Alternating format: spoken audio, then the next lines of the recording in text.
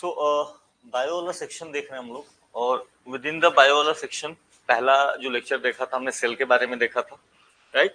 और फर्दर इसके बाद वी स्टार्टेड अबाउट आपको डीएनए और या जेनेटिक्स के बारे में हमने चर्चा शुरू करी थी। तो पहले तो बेसिक चीजें करी हमने कि डीएनए क्या है, जीन्स क्या है, क्रोमोसोम्स क्या है, इसके बारे में समझा। इसके बाद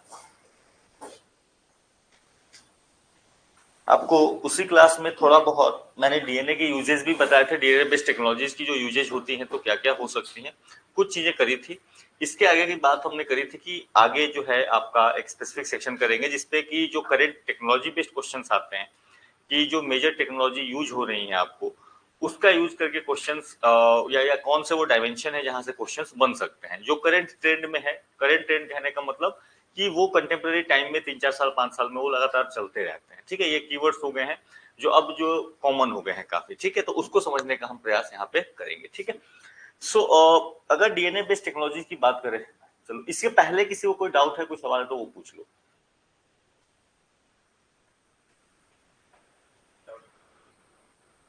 चलो, सो अगर डीएनए बेस्ड टेक्नोलॉजीज की बात करें, सो एक टर्म यूज होता है जिसको कहा जाता है रिकॉम्बिनेंट डीएनए टेक्नोलॉजी।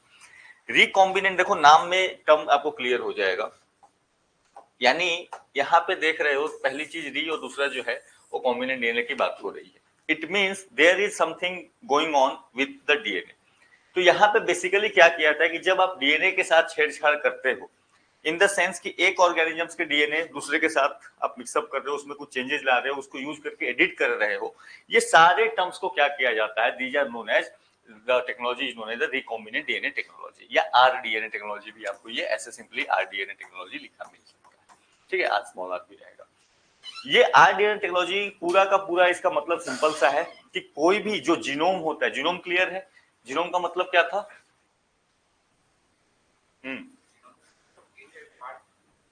जीन का एक पार्ट नहीं था, जीनोम वाज पूरा जो सीक्वेंस है किसी भी ऑर्गेनिज्म के पूरे जो डीएनए है उसके, उस डीएनए को जब आपने पूरा सीक्वेंस कर लिया कि उसमें कौन कौन से पैटर्न्स बन रहे हैं, उस पूरे पैटर्न को आप क्या कहते हो, that is known as genome, ठीक है। यानी कि किसी भी ऑर्गेनिज्म के डीएनए सेगमेंट्स में आपने कोई छेड़छाड़ करी, उसमें बाहर से किसी ऑर्गेनिजम्स के मटेरियल्स को इंट्रोड्यूस करा, यानी उसके जीन्स को इंट्रोड्यूस करा, उसी टेक्नोलॉजी को कहा जाता है सिंपली आरडीएनए टेक्नोलॉजी, ठीक है, या रिकॉम्बिनेंट डीएनए टेक्नोलॉजी। तो पहली चीज तो ये आप क्लियर रखेंगे। यहाँ पे ये भी ध्यान रखेंगे कि आरडीएनए टेक्नोलॉजी कई बार क्या होता है कि आपको हो सकता है कि डायरेक्टली ना दिखे कि उसमें कुछ इंट्रोड्यूस ही किया गया हो, बट अगर उसमें छेड़छाड़ भी किया गया, उसमें आप कुछ एडिटिंग कर रहे हो, ऑलरेडी प्रेजेंट किसी का जीनोम है, आपने किसी के बाहर से कुछ इंट्रोड्यूस नहीं करा, बट उसका जो जीनोम था उसमें कुछ एडिटिंग कर दी या उसमें कुछ चेंजेस करने का प्रयास किए, उन केसेस को भी क्या कहा जाता है, those are also the types of RDNA technology. तो आरडीएनए टेक्नोलॉजी अपने आप में काफी वास्ट फील्ड है, ठीक है। जैसे जैसे आप इसके एप्लीकेशन देखोगे क्या क्या इसके एप्लीकेशन है, तो फिर आपको ये कॉन्सेप्ट और क्लियर हो जाएगा कि ये कहाँ कहाँ पे यूज हो रहा है। बट सबसे बेसिक ये ध्यान रख के चलो कि जब हम आरडीएनए टेक्नोलॉजी की बात कर रहे हैं, यहाँ पे जो छेड़छाड़ हो रही है that is going on the आपको डीएनए के लेवल पे, यानी कि सेल के लेवल से अभी आप नीचे जाके वहां पे कुछ चेंजेस करने का प्रयास कर रहे हो। इसके सबसे सिंपल एग्जांपल्स आपको डीएनए क्लोनिंग दिखती है। क्लोनिंग तो आपने सुना है कि भाई क्लोन बनाए जाते हैं। जैसे पहला क्लोन कौन था? डॉली शिप, जो शिप बनाई गई थी तो वो क्या किया गया था, क्लोनिंग करी गई थी। तो ये आपको वो भी आपको एग्जांपल होता है आरडीएनए टेक्नोलॉजी। क्लोनिंग में क्या होता है, we will come on to it later, but DNA cloning करी गई थी। इसके अलावा डीएनए सीक्वेंसिंग, सिंपल सा टर्म है, आप देखते हो कि भाई सीआईडी में वो पता लगाओ सालुंखे कौन था। नहीं नहीं, सालुंखे को बोला जाता है ना, एसपी प्रद्युम्न, मैं एसपी प्रद्युम्न बन के बोल रहा था यार, ठीक है। तो सालुंखे जो है तुम पता लगाओ कि वो कौन आदमी था। जब उसको बोला था वो क्या करता है, डीएनए एक्सट्रैक्ट करता है, उसको पता करता है कि भाई कौन आदमी था। उस वो कैसे आप करते हो, आप उस डीएनए को एनालाइज करोगे, उसको सीक्वेंस करोगे, पहले उसमें क्या लिखा हुआ आप उसको पढ़ने का प्रयास करते हो। तो दैट प्रोसेस कि आप जब उसको एनालाइज करते हो कि वो क्या है, किसका डीएनए है, दैट इज व्हाट, उसके लिए आपको चाहिए होगा डीएनए सीक्वेंसिंग, कि डीएनए में आखिर उसमें लिखा क्या है, ठीक है। वो पैटर्न जो है आपने बेस पेयर्स देखे, देखो पूरी कहानी जो होती है ना, सॉरी पूरी जो कहानी है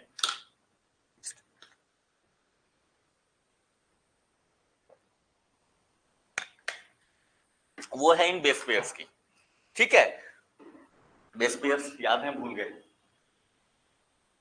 हाँ जी, कौन बता रहे? आपको तो याद होगा, आपका बायो है तो आपको याद होगा। 4 बेस पेयर्स बताए थे मेजरली, लिखे भी है, बताओ कौन कौन से हैं ये? हाँ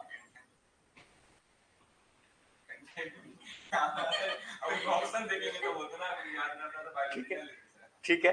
सो adenine, thymine, cytosine and guanine, ठीक है। एक और होता है दैट इज, ठीक है। अब ये किस तरीके से अरेंज है, यही पूरी की पूरी कहानी है। तो जब आप डीएनए सीक्वेंस करते हो तो आप क्या करते हो, डीएनए में उनका अरेंजमेंट किस तरीके से है आप उसको पढ़ने का प्रयास करते हो, that is what DNA sequencing is. इसके अलावा पॉलीमरेज चेन रिएक्शन होता है, जेल इलेक्ट्रोफोरेसिस होता है, ये डिफरेंट डिफरेंट टर्म्स जो है ये आपको देखने मिलेंगे। पीसीआर का काफी यूज हुआ कोविड के टाइम में, आपने सुना होगा।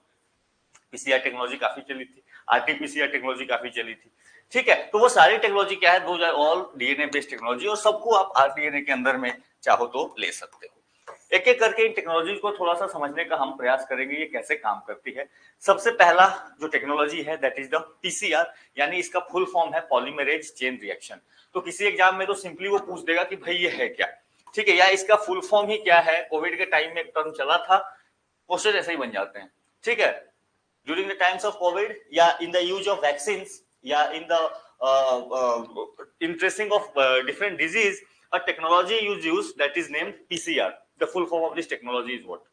Question mark, 4 ऑप्शन, काम खत्म, ठीक है। तो एक तो आपको सिंपली पहले तो इसका full form what is it, what is it, तो that is the polymerase chain reaction. ये है क्या, इसका सबसे आसान भाषा में ये समझो कि जब कहीं से मान लो डॉक्टर सालुंखे कहीं से बाल निकालते हैं, या उनको छोटे छोटे बहुत मामूली सा कहीं से ट्रेस मिलता है, ठीक है, किसी ने खांसा, उसके ये जो है आपको चले गए फ्रैगमेंट्स कुछ निकल के, उस छोटे फ्रैगमेंट को लेकर के अगर आपको स्टडी करना है तो आप नहीं कर पाओगे, 1 या 2 टेस्ट में वो खत्म हो जाएगा। सो आपको क्या करना होगा, आपको पहले उसको एम्पलीफाई करना पड़ता है। एम्पलीफिकेशन का सिंपल सा मतलब है कि जो डीएनए आपको गिवन है आप उसकी कॉपीज बनाओ ज्यादा नंबर में, ठीक है। सिंपल सा मतलब पॉलीमरेज चेन रिएक्शन मतलब क्या होता है कि जो डीएनए आपके पास है उस डीएनए को आप नंबर उसका बढ़ाते हो, ठीक है। यानी आपके पास एक समोसा कहीं से लेकर के आए, उस समोसे के बेसिस पे आपने और क्या करे, सेम एग्जैक्ट सेम समोसे आपने 10 20 50 100 और बनाए ताकि ज्यादा लोग क्या करे उसको, दैट्स द सिंपल आइडिया। तो डीएनए मान लो एक वायरस आपको मिला, ठीक है, वायरस कहीं से निकालोगे तो थोड़ा सा ही निकालोगे, अब उसको टेस्टिंग करनी है, हर दुनिया के लैब में भेजना है कि भाई जहां से जो पहले टेस्ट करके बता दे। उसको क्या करोगे आप, तो पहले वो जो आपको स्ट्रेन मिला है वो उसका जो डीएनए का फ्रैगमेंट है आप उसको क्या करोगे, उसको मल्टीप्लाई करोगे या एम्पलीफाई करोगे, आप उसको बनाओगे, ठीक है। और बनाने के बाद जब उसका सैंपल इनफ हो जाएगा कि आप सबको डिस्ट्रीब्यूट कर सको तो आप क्या करोगे, सभी के पास वो सैंपल भेजोगे। ये करने के लिए यानी कि जो एम्पलीफिकेशन का प्रोसेस है that is done through this PCR, polymerase chain reaction के थ्रू इस चीज को किया जाता है, ठीक है। तो ये टर्म क्लियर रखना, इसका बेसिक पर्पस क्या है, इसका सिंपल सा पर्पस है to amplify the DNA sequences, यानी जो आपके पास डीएनए अवेलेबल है यूजिंग द डीएनए आप उसको मल्टीप्लाई करते हो, उसका नंबर बढ़ाते हो ताकि आप क्या कर सको, उसको यूज कर सको डिफरेंट पर्पसेस के लिए, ठीक है। अब यहाँ पे एक चीज ध्यान रखना, पीसीआर प्रोसेस में देखो क्वेश्चंस बनने के तरीके कई हो सकते हैं। पीसीआर प्रोसेस में जो तरीका यूज होता है उसका जो बेसिक आइडिया है वो टेम्परेचर चेंजेस को करके किया जाता है। पीसीआर को करने के लिए आपको क्या चाहिए होगा, एक तो आपने डीएनए एक्सट्रैक्ट किया, उस डीएनए को आप पहले क्या करते हो, पहले उसको ब्रेक करते हो, I will come on to the process. Break करने के बाद फिर आप डिफरेंट डिफरेंट एंजाइम्स को लेके आओगे और फिर उसके बाद फिर से उसमें डालोगे, उसमें कुछ चेंजेज होंगी और होने के बाद यू विल फाइंड कि उसका नंबर जो है आपको बढ़ा हुआ मिला है, ये प्रोसेस होगा। बट इस पूरे साइकिल का जो बेसिक है ये होता कैसे है, उसके जड़ में जो कहानी है that is the temperature changes. इस पूरे प्रोसेस में टेम्परेचर बढ़ाया जाएगा, घटाया जाएगा, बढ़ाया जाएगा, घटाया जाएगा और ये पूरी की पूरी कहानी चलेगी, ठीक है। तो एक सवाल हमेशा कि पीसीआर में जो बेसिक काम करता है that is the temperature changes के बेसिस पे वो इस चीज को अचीव करते हैं। तीसरा कि इसको किसने किया, ठीक है, तो ये नाम आप रट्टा मार ले, ठीक है। हाँ जी, क्या बायोकेमिस्ट्री, नहीं नहीं केमिस्ट्री, ठीक है, जरूरी नहीं है कि मेडिसिन में ही मिले, ठीक है। तो ये केमिस्ट्री के लिए इनको ये नोबेल प्राइज मिला है इन 1980s।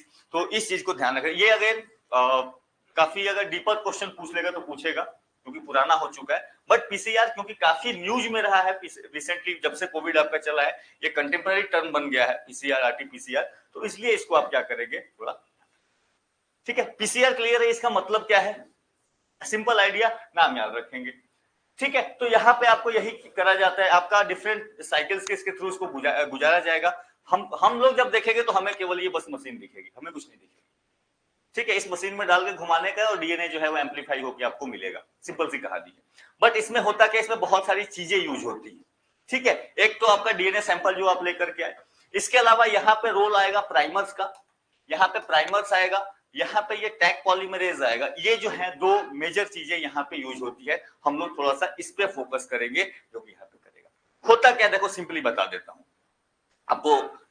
ये डीएनए है, इसको पहले हिट किया जाएगा, जैसे ही हिट किया जाएगा टेम्परेचर बढ़ाया जाएगा, स्टार्टिंग में आप देखोगे 95 डिग्री सेल्सियस पे चला गया, टेम्परेचर बढ़ाया गया तो डीनेचरिंग होती है। डीनेचरिंग का सिंपल सा मतलब है कि जो ये डबल हेलिक्स स्ट्रक्चर में है ये टूट जाएगा, और टूट के ये क्या हो जाएगा, ये आपको सीधे इस तरीके से मिल जाएंगे, ठीक है।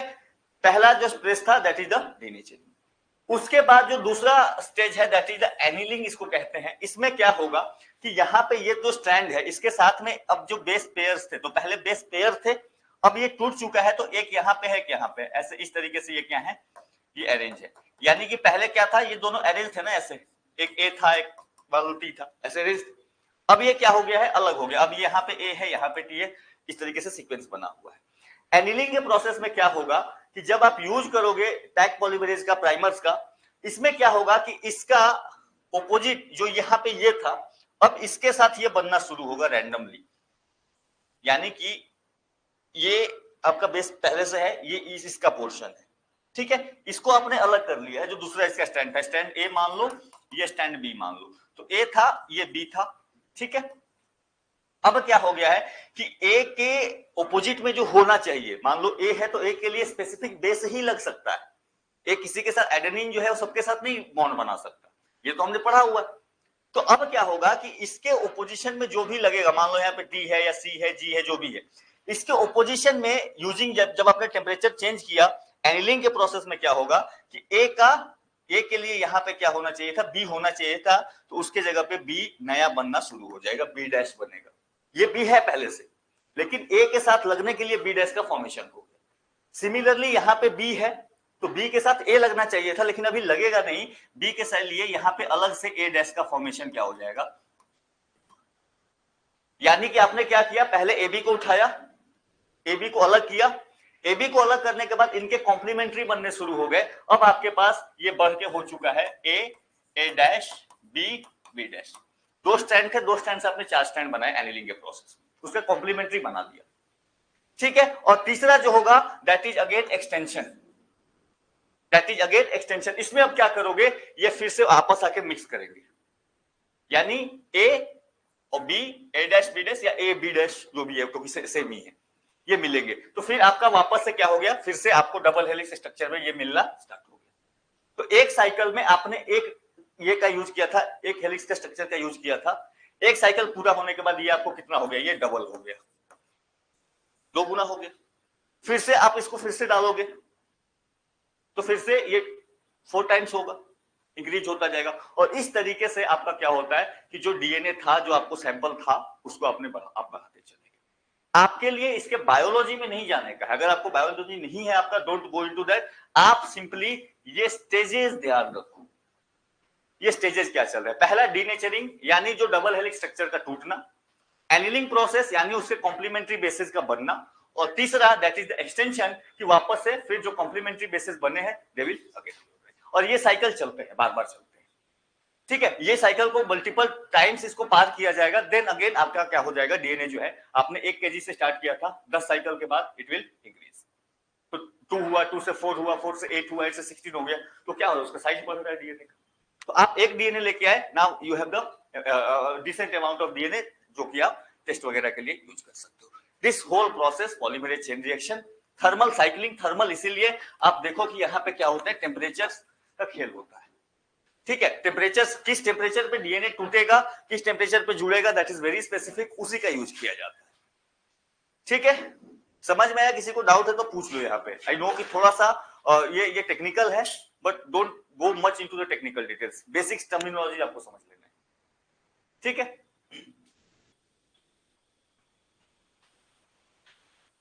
चलो, अच्छा, ये ध्यान रखना, पीसीआर एक तरीका ये भी हो सकता है, पीसीआर जो टेस्ट होगा ये हमेशा डीएनए के लिए काम करेगा, क्योंकि आपके पास एक और जेनेटिक मटेरियल है, आरएनए है, बट ये आरएनए के लिए काम नहीं करता, ठीक है। आरएनए के लिए दूसरा प्रोसेस यूज होता है जिसका नाम है आरटीपीसीआर, ठीक है। तो हमेशा ध्यान रखना, पॉलीमरेज चेन रिएक्शन जो होगा simply that will only work for the DNA. अब इसमें भी बहुत से तरीके होते हैं, this is just a broader framework, ये काम कैसे करते हैं, इसके बहुत से तरीके हैं, इसमें क्या क्या यूज होगा, तो अपने को उसमें नहीं जाना, अपने को सिंपली कि हाँ ये क्या प्रोसेस है, इसमें होता क्या है, एक दो स्टेप्स को देख लिया, major then and we are done, ठीक है। हाँ जी, देखो यहाँ पे इस पे भी खैर आपको पिक्चर में क्लियर दिखेगा, डबल हेलिक्स स्ट्रक्चर बना हुआ है, इसका ब्रेकडाउन हुआ, ठीक है। एनिलिंग प्रोसेस में इसके कॉम्प्लीमेंट्री बेस पेयर का फॉर्मेशन हुआ, एंड देन अगेन एक्सटेंशन में क्या हुआ, उनका जुड़ना स्टार्ट हुआ, ठीक है। तो आपने एक से स्टार्ट किया था, इट कम्स इनटू, ठीक है। तो पिक्चर में भी आपको ये मिल जाएगी क्लियर। हाँ जी, ब्लड सेल्स नहीं बढ़ा रहे हो आप, डीएनए को बढ़ा रहे हो, आप डीएनए बढ़ा रहे हो, सेल्स नहीं बढ़ा रहे हो, डीएनए छोटा पार्ट है ना सेल का, ठीक है। सो थर्मल साइक्लिंग की कहानी सिंपल मैंने आपको बता दिया, जो पीसीआर मेथड्स है they rely on the thermal cycling, यहाँ पे आप करते वही हो, टेम्परेचर को चेंज करते हो और बेस्ड अपॉन टेम्परेचर चेंज वहां पे क्या होता है कि डिफरेंट डिफरेंट रिएक्शंस आपको देखने को मिलते हैं, ठीक है। यहाँ पे कुछ टर्म्स आपको दिखेंगे, जैसे एंजाइम वगैरह दिखेंगे, तो एंजाइम मान लेना कि देयर सर्टेन केमिकल्स, ठीक है, अपने के लिए इतना ही मान लेना, एंजाइम सर्टेन केमिकल्स है, उनका सर्टेन काम है, दैट्स इट। अगर आपको बायो नहीं है आपका, डोंट गो की एंजाइम्स क्या है, ठीक है। अब देखो यहां पे मैंने आपको बोला था दो चीजें ध्यान रखोगे, एक जो है वो प्राइमर, डीएनए पॉलीमरेज, ठीक है, ये दो चीजें आपको ऐड की जाएगी, जिसको मैंने टैग पॉलीमरेज भी कहा था ना, वो तो आपको प्राइमर्स एंड डीएनए पॉलीमरेज, इन दो चीजों का यहां पे आपको यूज होता है in the thermal cycling process. अब प्राइमर्स क्या है, simply they are the short single standard DNA fragments, short यानी कि आपको डीएनए बनाना है, उसके लिए रॉ मटेरियल तो दोगे, वो शून्य में से तो बन के आ नहीं जाएगा, तो वो क्या करते हो कि आप डीएनए के फ्रैगमेंट्स ऑलरेडी आप इनको तैयार करते हो लैब्स में, ठीक है, और उन डीएनए के फ्रैगमेंट्स को आप क्या करते हो, यूज करते हो एज अ प्राइमर्स, ठीक है। ये सिंपली आप ध्यान रखेंगे, यही से आपका यही बनाते हैं आपके कॉम्प्लीमेंट्री सीक्वेंसेस। कॉम्प्लीमेंट्री सीक्वेंसेस देखा ना मैंने कि ए बना था, बी जब अलग हुआ तो इसके जगह पे बी डैश बना, वो कॉम्प्लीमेंट्री सीक्वेंस बना था, तो that primers will form that thing, ठीक है। तो सिंपल सी ये कहानी याद रखना, ये जो है आपका न्यूक्लिक एसिड होते हैं, आपका डीएनए किस चीज से बना हुआ है, पहली चीज हमने बात करी थी, डीएनए है क्या, न्यूक्लियोटाइड्स हैं, नहीं न्यूक्लिक एसिड्स हैं, तो ये भी आपको क्या होंगे, प्राइमर्स क्या होंगे, न्यूक्लिक एसिड होंगे, वही कॉम्प्लीमेंट्री। तो अब आपसे सिंपली प्राइमर्स है क्या भाई, nothing, these are simply nucleic acids, और कुछ नहीं, ठीक है, बस चेन में, क्योंकि डीएनए आपके चेन्स में होते हैं, ये भी क्या है, ये आपको पॉलीमर, इसीलिए आपका ये टर्म जो यूज होता है पॉलीमर। पॉलीमर का सिंपल सा मतलब क्या है कि कोई भी जब स्ट्रक्चर बार बार रिपीट होता है उसी को क्या कहा जाता है, that is not the polymer. इसके अलावा अच्छा टैग पॉलीमरेज पे आता हूं, स्टेप्स आपको क्लियर है, पढ़ लेना इसको थोड़ा सा, बाकी चीजें मैंने आपको बता दी है, ठीक है। अब जो है दूसरा पॉलीमरेज, अगेन ये आपको अगेन इसके लिए सिंपली ध्यान रखना, दिस इज एन एंजाइम, और इसकी काम, इसका एक सिंपल सा काम है कि डीएनए को खुद का कॉपी बनाने में हेल्प करना। तो प्राइमर्स हो या पॉलीमरेज हो, दोनों सिंपली क्या करते हैं, they act as a raw material for the DNA amplification, या पॉलीमरेज चेन रिएक्शन को करने के लिए, डीएनए को एम्प्लीफाई करने के लिए ये आपका रॉ मटेरियल का काम करेगा, ठीक है। डीएनए के लिए डीएनए पॉलीमरेज एंजाइम्स होंगे, आरएनए के लिए आरएनए पॉलीमरेज एंजाइम्स होंगे। मेरा पर्पस यहां नहीं था, मेरा पर्पस सिंपल सा ये था इस चीज को बताने के लिए कि ये जो है पॉलीमरेज आपको हर जगह से नहीं मिलता, ये एक स्पेसिफिक जगह पे मिलता है या एक स्पेसिफिक ऑर्गेनिज्म से ही मिलता है, ठीक है। अपने को ये ध्यान रखना है, ये जो टैग पॉलीमरेज है ये आपको स्पेसिफिक एक इसके लिए बैक्टीरिया है जिसका नाम है थर्मस एक्वाटिकस बैक्टीरियम, और ये दुनिया के कुछ स्पेसिफिक जगहों पे ही मिलता है, और उससे ये टैग पॉलीमरेज को क्या किया था, एक्सट्रैक्ट किया था, इसीलिए टेक्नोलॉजी महंगी है, पीसीआर की टेक्नोलॉजी महंगी होने के पीछे कारण है कि जो इसके रॉ मटेरियल्स लगते हैं दैट इज बहुत रेयर है। ठीक है, कहीं कहीं पे जहां पे हॉट स्प्रिंग समझ रहे हो ना, क्या हॉट स्प्रिंग क्या होता है? अरे बाबा, गर्म कुंड का नाम नहीं सुना? ठीक है, तो कुछ लेक्स होते हैं जिनके टेम्परेचर ऑलरेडी हाई रहता है, वो जियोथर्मल कंडीशन की वजह से रहता है। ठीक में मैग्मा, हाँ जी, मैग्मा चैम्बर के थ्रू उसका लिंक होने की वजह से वहां पे क्या होता है, टेम्परेचर ऑलरेडी हाई होता है। उन स्पेसिफिक सेक्शंस में आपको एक स्पेसिफिक काइंड्स ऑफ बैक्टीरिया मिलेंगे, उनका यूज किया जाता है फॉर दिस रिएक्शन। तो मेरा पर्पस आपको सिंपली ये समझाना, ठीक है, ये थर्मस एक्वाटिकस बैक्टीरियम जो है इसका यूज किया जाता है in the PCR technology. Simple question बन जाएगा आपको। हाँ जी, चले जाओ यूएसए, चले जाओ येलोस्टोन नेशनल पार्क, जम के वहां पे गीजर्स। हाँ जी, है वहां पे हॉट स्प्रिंग्स है। वोल्केनो होने से हॉट स्प्रिंग जरूरी नहीं है। अरे बाबा, वैसे नहीं होता है। हॉट स्प्रिंग बनते हैं, देखो जनरली क्या होता है कि जब आपका कोई लेक है, ठीक है, अब लेक के थ्रू कहीं से उसका वाटर जो है, गर्म जो रॉक है आपका, उसके कांटेक्ट में आ रहा है कहीं से, तब जाके आपका हॉट स्प्रिंग बनेगा। अब जरूरी थोड़ी नहीं है कि वोल्केनो, आपका यहाँ पे भी हॉट स्प्रिंग है। हाँ जी, राजगीर में, वो भी तो हॉट स्प्रिंग है। ठीक है, वहां पे वोल्केनो थोड़ी मिलेगा। ठीक है, तो हॉट स्प्रिंग हो सकते हैं, कई जगहों पे होते हैं। अब मुझे नहीं पता कि राजगीर में स्पेसिफिकली मिलता है कि नहीं मिलता, मे बी चांसेस हो सकते हैं। अब टेम्परेचर ये स्पेसिफिक रेंज में मिलते हैं, अब उस टेम्परेचर तक पहुंचेगा तो डेफिनेटली।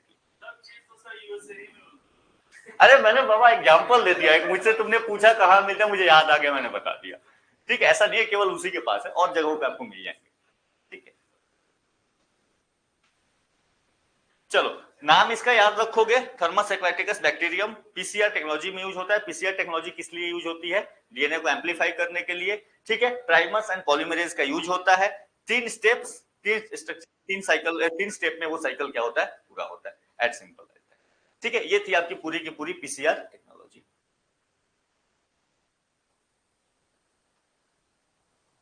ठीक है, चलो दूसरा, तो डीएनए के लिए अगर यूज हुआ तो डीएनए पीसीआर, उसको सिंपली पीसीआर बोल दिया। अगर कहीं पे सिंपली यूज हो रहा है पीसीआर, तो समझ लेना वो किसके लिए यूज हो रहा है, वो डीएनए के लिए यूज हो रहा है। क्योंकि आरएनए के लिए दूसरा टर्म यूज होगा जिसको कहा जाता है आरएनए पीसीआर, यानी इसको कहा जाएगा आरटीपीसीआर। ठीक है, पूरा नाम reverse transcription polymerase chain reaction. ठीक है, reverse transcription polymerase chain reaction. तो ये ध्यान रखना, ये याद रखने में भी आसान है, आरटी है आरएनए के लिए। ठीक है, तो रिवर्स ट्रांसक्रिप्शन जब यूज हो रहा है that is specifically used for RNA. अब दिक्कत क्या है, क्यों यहाँ पे पीसीआर काम नहीं करेगी? डीएनए में पीसीआर काम कर रही थी, रीजन क्या था, वहां पे आपको दोनों पेयर्स अवेलेबल थे, राइट। यहाँ पे आरएनए में क्या है, आरएनए में सिंगल स्ट्रेन है। तो पहले क्या किया था, यहाँ पे इस आरएनए का यूज करके डीएनए बनाया जाता है। इस आरएनए का यूज करके क्या होगा, डीएनए बनाया जाएगा। इसीलिए प्रोसेस का नाम बदल गया, चलेगी चीजें लगभग वही, ऑलमोस्ट सिमिलर प्रोसेस दिखेगा, बट यहाँ पे पहले आपको आरएनए से डीएनए को जनरेट करोगे तो एक स्टेज क्या हो जाएगा, और आपका बढ़ जाएगा। ठीक है, इसलिए यहाँ पे reverse transcription polymerase chain reaction इसको कहेंगे। होगा क्या कि जो आपका आरएनए है, अब इस आरएनए में कुछ ना कुछ इंफॉर्मेशन कोडेड होगी कि क्या बनाने का है, कैसा डीएनए बनाना है, कैसा प्रोटीन बनाने का है। तो बेस्ड अपॉन दैट इस आरएनए से जो भी इसमें इंफॉर्मेशन कोडेड है, इसके बेसिस पे आप क्या करते हो, पहले डीएनए को बनाओगे। ये आरएनए कौन सा डीएनए बनाना चाहता था या कौन सा प्रोटीन बनाना चाहता था, उस बेसिस पे आप डीएनए को पहले बनाओगे एंड देन आप इसको क्या करोगे, आप एम्पलीफाई कराओगे, इसको आप फिर एम्पलीफाई करोगे। इसीलिए यहाँ पे आपका जो नाम है, इसका नाम है रिवर्स ट्रांसक्रिप्शन। रिवर्स ट्रांसक्रिप्शन इसलिए कहा गया है क्योंकि जो ट्रांसक्रिप्शन का प्रोसेस है, ट्रांसक्रिप्शन का प्रोसेस होता है, हाँ जी बताओ, आरएनए से डीएनए, रियली? जब डीएनए इंफॉर्मेशन इनकोड करता है ट्रांसफर करने के लिए कि मुझे क्या बनाने का है, जब सेल को कुछ स्पेसिफिक चीज बनाना होता है, तो क्या होता है, आपका स्पेसिफिक जीन्स उसको चाहिए होंगे बनाने के लिए, वो इंफॉर्मेशन आरएनए के पास भेजता है कि भाई इसको लेके चले जाओ फोटोकॉपी को। उस प्रोसेस को कहा जाता है ट्रांसक्रिप्शन। यानी आपको जो इंफॉर्मेशन पास करना है, जो भी प्रोटीन बनवाने हैं, जो भी प्रोटीन बनाना है, उस प्रोटीन को बनाने का जो मशीन है या जो डिजाइन है वो तो डीएनए के पास है। डीएनए क्या करता है, उस इंफॉर्मेशन को ट्रांसफर करता है to the RNA and that process is known as transcription. ठीक है, यानी कि डीएनए से आरएनए का बनना इज द ट्रांसक्रिप्शन आप कह सकते हो। नॉट एग्जैक्टली करेक्ट, बट समझने के लिए आप इसको यूज कर सकते हो। सिमिलरली जब आरएनए से वापस आप डीएनए बना रहे हो तो आपने क्या कहा उसको, रिवर्स ट्रांसक्रिप्शन। तो ट्रांसक्रिप्शन सिंपली डीएनए में जो इंफॉर्मेशन कोडेड थी उसके बेसिस पे आरएनए का फॉर्मेशन हुआ for a specific task, that is the transcription process. ठीक है, और जब आपका आरएनए में जो इंफॉर्मेशन कोडेड है उसके बेसिस पे आप डीएनए बनाने का प्रयास कर रहे हो, that is what, that is the reverse transcription. इसलिए रिवर्स ट्रांसक्रिप्शन टर्म यूज हुआ है। ठीक है, तो आरटीपीसीआर, तो यहां पे आप क्या कर रहे हो, आप आरएनए टेम्पलेट के बेसिस पे कॉम्प्लीमेंट्री डीएनए बनाओगे और यू विल ट्राई कि आप फिर से वही एम्प्लीफिकेशन का प्रोसेस, उसके बाद का ये जो आपने काम कर लिया ना, इसके बाद का सेम प्रोसेस जो हमने पीसीआर में देखा था, यानी यहां पे एक स्टेप एक्स्ट्रा है, that is the reverse transcription. Clear है यहां तक? बाकी प्रोसेस जो है यहां पे सेम है। अब इसका एप्लीकेशन तो ऑब्वियसली पता चल जाएगा, जीन एक्सप्रेशन किसके आरएनए से क्या क्या इश्यूज आते हैं, क्योंकि हो सकता है किसी किसी में ट्रांसफर में ही इश्यू आ जाता है, उसका कॉपी अच्छे से नहीं हो पाता, उन चीजों को समझोगे, या किस जीन का किस तरीके से उसका एक्सप्रेशन होगा, कोई भी जीन है उसका वर्किंग कैसे होगा, उसका इंपैक्ट क्या है, उसको भी स्टडी करने के लिए आप क्या करोगे, यू नीड टू नो। इसके अलावा आप पैथोजन डिटेक्शन वगैरह कोविड के टाइम में खूब हुआ, आरटीपीसीआर का यूज। अच्छा, कोविड के टाइम में आरटीपीसीआर क्यों यूज हुआ, पीसीआर क्यों नहीं? लोगों को हाथ खड़ा करोगे जिसको पता होगा। कोविड में वो पीसीआर क्यों नहीं यूज कर रहे थे, आरटीपीसीआर यूज किया उन्होंने।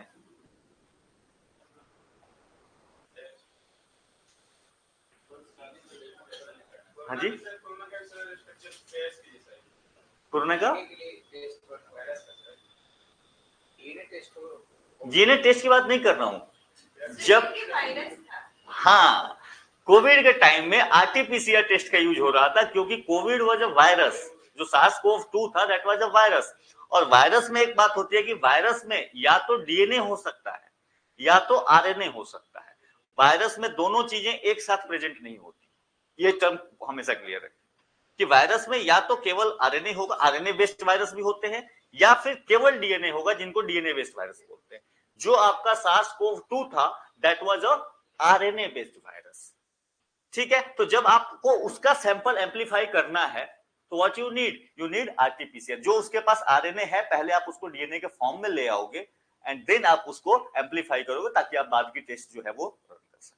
तो ये आरटीपीसीआर टर्म जो है आज के डेट में काफी कॉमन हो चुका है कोविड के टाइम से। इसके पहले भले आप ना भी जानो आरटीपीसीआर तो कोई इशू नहीं था, नॉर्मली हम लोग भी नहीं जानते थे उतना, क्योंकि मेडिकल का स्पेसिफिक टर्म था, बट कोविड के टाइम में जब इसका यूज होना स्टार्ट हो गया तो then you need to know अच्छा ये क्या चला है। ठीक है, हाँ किसी ने ऑनलाइन अच्छा आंसर दिया, राइट आंसर दे दिया था आरएनए वायरस, आपका लेट से क्लिक किया, चलो कोई बात नहीं, क्लिक कर जाए बस, एग्जाम में क्लिक कर जाए, दैट्स ऑल। ठीक है, सेम कहानी चलेगी, यहाँ पे एक स्टेप आपका एक्स्ट्रा चलेगा, दैट इज द ट्रांसक्राइब। तो ट्रांसक्रिप्शन का opposition that is the transcribe. तो अगेन ये टर्म आपके लिए इंपॉर्टेंट हो जाएगा, दिस इज व्हाट, एक प्रोसेस क्या था, ट्रांसक्रिप्शन था। ठीक है, इसका ऑपोजिट क्या है, रिवर्स ट्रांसक्रिप्शन, या आप इसको ट्रांसक्राइब कहते हैं।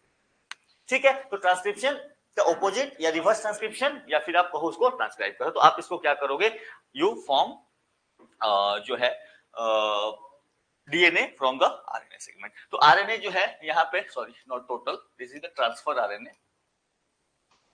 आरएनए 3 टाइप के बताए थे, कौन कौन से थे, मैं क्लास में पूछता चलूंगा, आपको पता चलेगा मुझे कितना याद है। हाँ जी, कौन कौन से थे आरएनए टाइप्स, चलो बताओ, तुम ही बता दो। हाँ हाँ, आरआरएनए, ठीक है, चलो फुल फॉर्म कौन बताएगा। हाँ जी, transfer RNA, messenger RNA and third ribosomal RNA. किसका क्या काम था, ट्रांसफर आरएनए, हाँ जी, अच्छा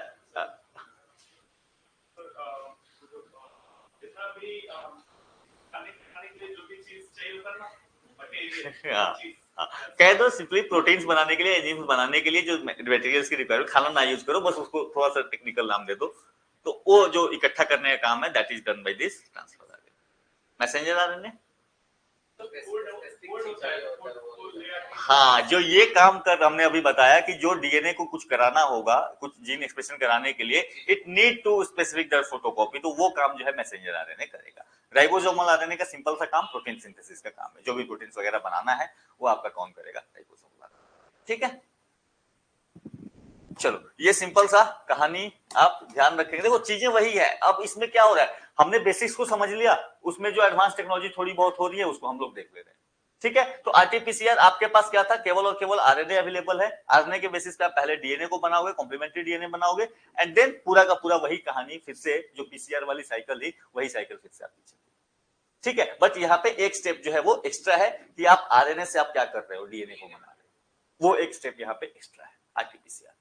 ठीक है, सिंपल सी कहानी है यहां पे।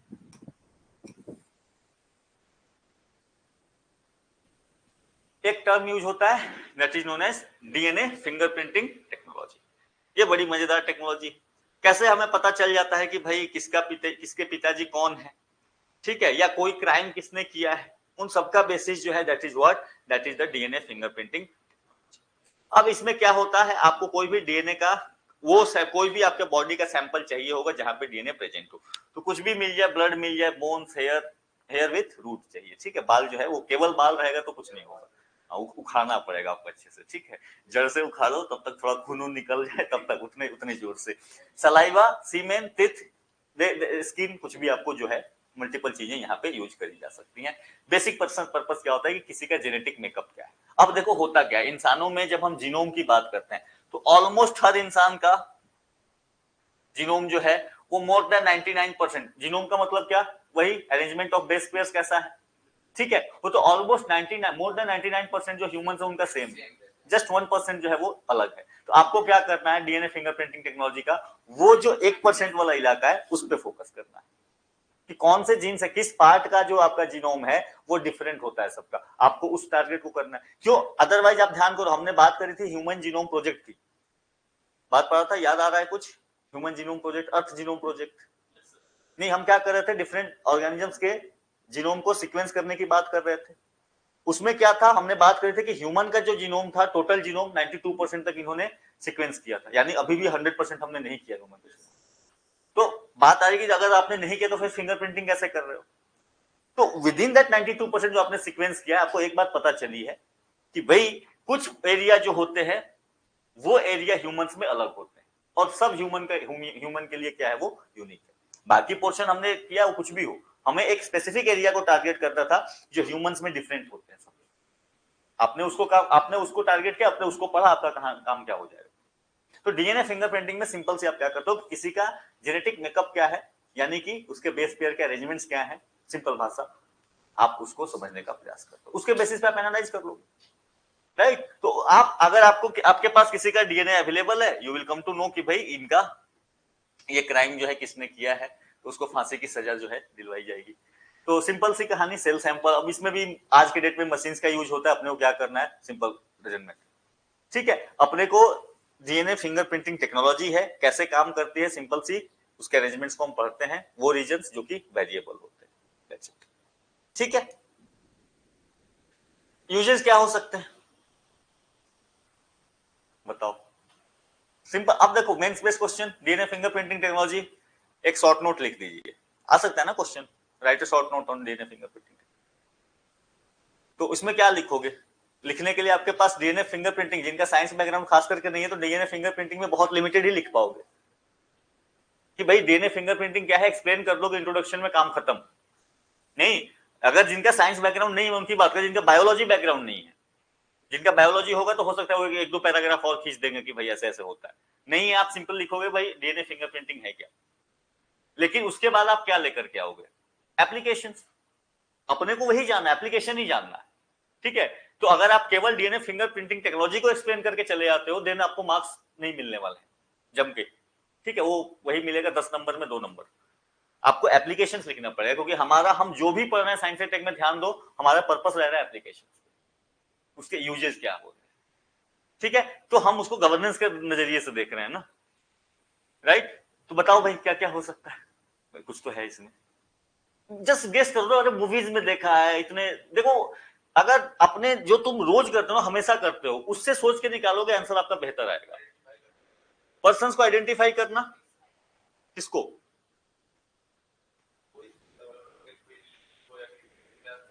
ठीक है, क्रिमिनल इन्वेस्टिगेशन। देखो चीजों को हमेशा मैं कहता हूं आंसर में स्पेसिफिक टर्म्स का यूज करो, जनरल यूज करोगे आइडेंटिफिकेशन ऑफ ह्यूमंस, तो अब इसको क्या एक्सप्लेन कर पाओगे, नहीं कर पाओगे, कितना लिख पाओगे इसमें। तो ट्राई टू बी की specific information, identification of criminals एक हो गया, या क्रिमिनल इन्वेस्टिगेशन हो गया। दूसरा कर सकते हो डेड बॉडीज को भी आइडेंटिफाई करा सकते हो, नहीं भूले बिछड़े कुंभ के मेले में बिछड़े लोग मिले हैं कि कौन है, उनको भी मैच करा सकते हो। किसी की हेरिडिटी क्या है उसको पता लगा सकते हो। रिसर्च पर्पस के लिए ऑब्वियसली होगा, फिंगरप्रिंटिंग ऑब्वियसली होगा। तो 4-5 पॉइंट्स तो आपको वही तो चाहिए, उसी को तो एक्सप्लेन कर देने का है। हाँ जी लिख दो तुम, और क्या। तो पहली चीज, to ascertain the identity of a person from DNA sample, वही कहानी है कि भाई आप ये जिसका डीएनए है कौन है कि क्या है। इस्टेब्लिश बायोलॉजिकल रिलेशनशिप बिटवीन, देखो टर्म्स मैंने वही बताया, सिंपली थोड़ा सा अच्छी इंग्लिश लिखी हुई है और कुछ नहीं है, ठीक है। वही आम भाषा बताई, अच्छी इंग्लिश लिखी हुई है और कुछ नहीं लिखा हुआ है, ठीक है। तो establish the biological relationship between individuals, to strengthen the justice delivery system, एक और पॉइंट ऐड किया मैंने। आपने क्रिमिनल इन्वेस्टिगेशन अच्छा करोगे भाई, आपका जस्टिस डिलीवरी सिस्टम अच्छा हो जाएगा। आपको पता है कि क्राइम करूंगा तो बचूंगा नहीं, सिंपल सी बात है ना, डीएनए आपका मिल जाएगा। तो इंक्रीज द कन्विक्शन रेट, देखो चीजें यही होती। आपने जुडिशियरी को एक्सटेंड करने के लिए, अगर आपने लोगों को पता किया कि भाई डीएनए के बेसिस, हाँ जी लिख लो, ठीक है, नहीं मैंने एक को काट दो और क्या करने का है, ठीक है। Cross matching between persons who are reported missing, नहीं अब या डेड बॉडी मिल जाए, जो भी मिल जाए आइडेंटिफाइड डेड बॉडी, ये भी आप करा सकते हो। वो क्रॉस मैचिंग वाला लिख लेना भाई, कुंभ में बिछड़े हुए भाई थे वो लोग, ठीक है, वो मिले थे तो पता लगाना था उसी का है कि नहीं। आज के डेट में ये भी हो रहा है कि बच्चा किसका है, आज के डेट में है ये काफी राइज पे है भाई, डीएनए टेस्ट कराओ, चेक कराओ, तो ये भी चल रहा है। तो ये आप चाहे तो आप कर सकते हो भाई, आइडेंटिटी वो पहले टर्म में ही हो गया, हो जाएगा, कैप्चर हो जाएगा, एस्टैब्लिश बायोलॉजिकल रिलेशनशिप, ये सारी चीजें आप चाहो तो, ठीक है। तो ये सारी की सारी चीजें क्या हो रही है, डीएनए फिंगरप्रिंटिंग के बेसिस पे आप कर लो।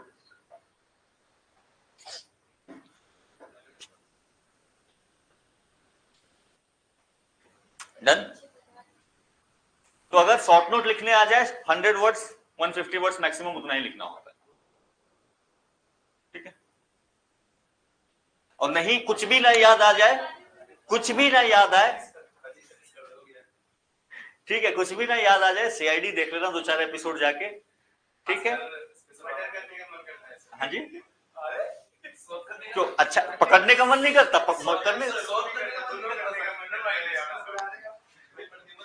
वही है ना, एक फिलॉसफी है जैना को, जब जैन फिलॉसफी जो पढ़ोगे उसमें जैन फिलॉसफी में एक आइडिया है कि इवेंट्स एक ही तरीके से होती हैं और जो लोग है ना उसको अलग अलग तरीके से डिफाइन करते और सब कुछ सही होता है, उसमें गलत कोई नहीं होता, ठीक है। हाँ जी, सरिया लो, नहीं वो मैं समझ रहा हूँ, नहीं वो पर नहीं, वो फिलोसफिकल और डिफरेंट इंटरप्रिटेशन है, तुम कहाँ लेके चले आओ। हाँ जी,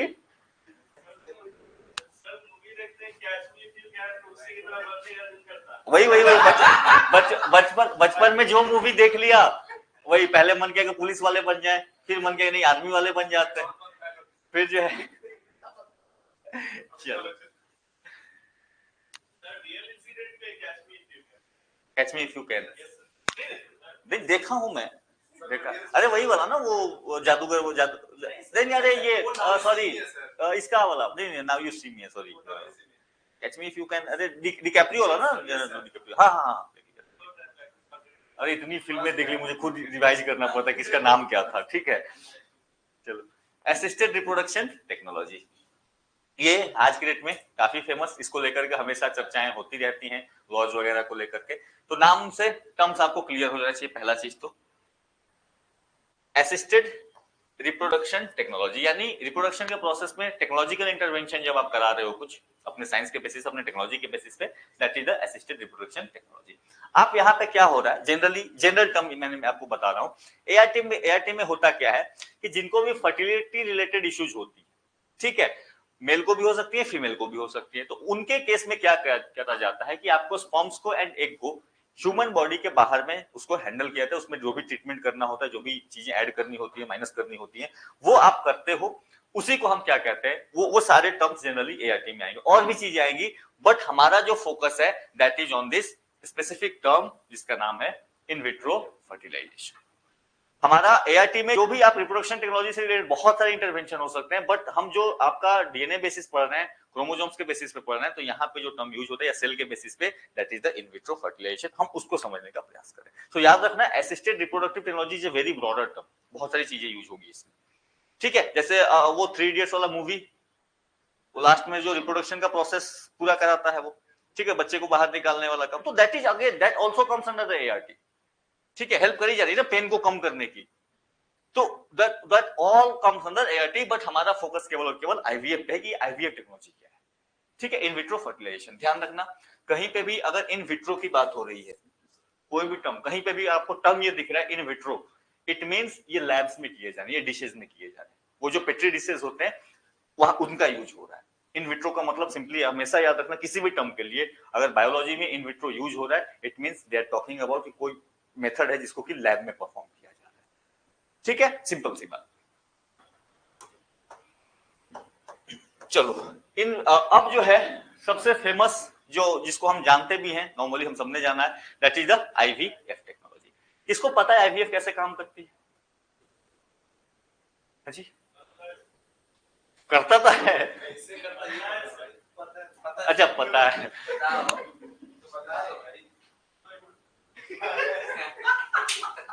देखो सिंपल सिंपल सी कहानी सुनो, यहां पे क्या होगा कि भाई आप जो है मेल एंड फीमेल, मेल से आपने एक को कलेक्ट किया, सॉरी मुझे लगा कि मैंने गलती कर दी है, ब्लंडर कर दिया मैंने,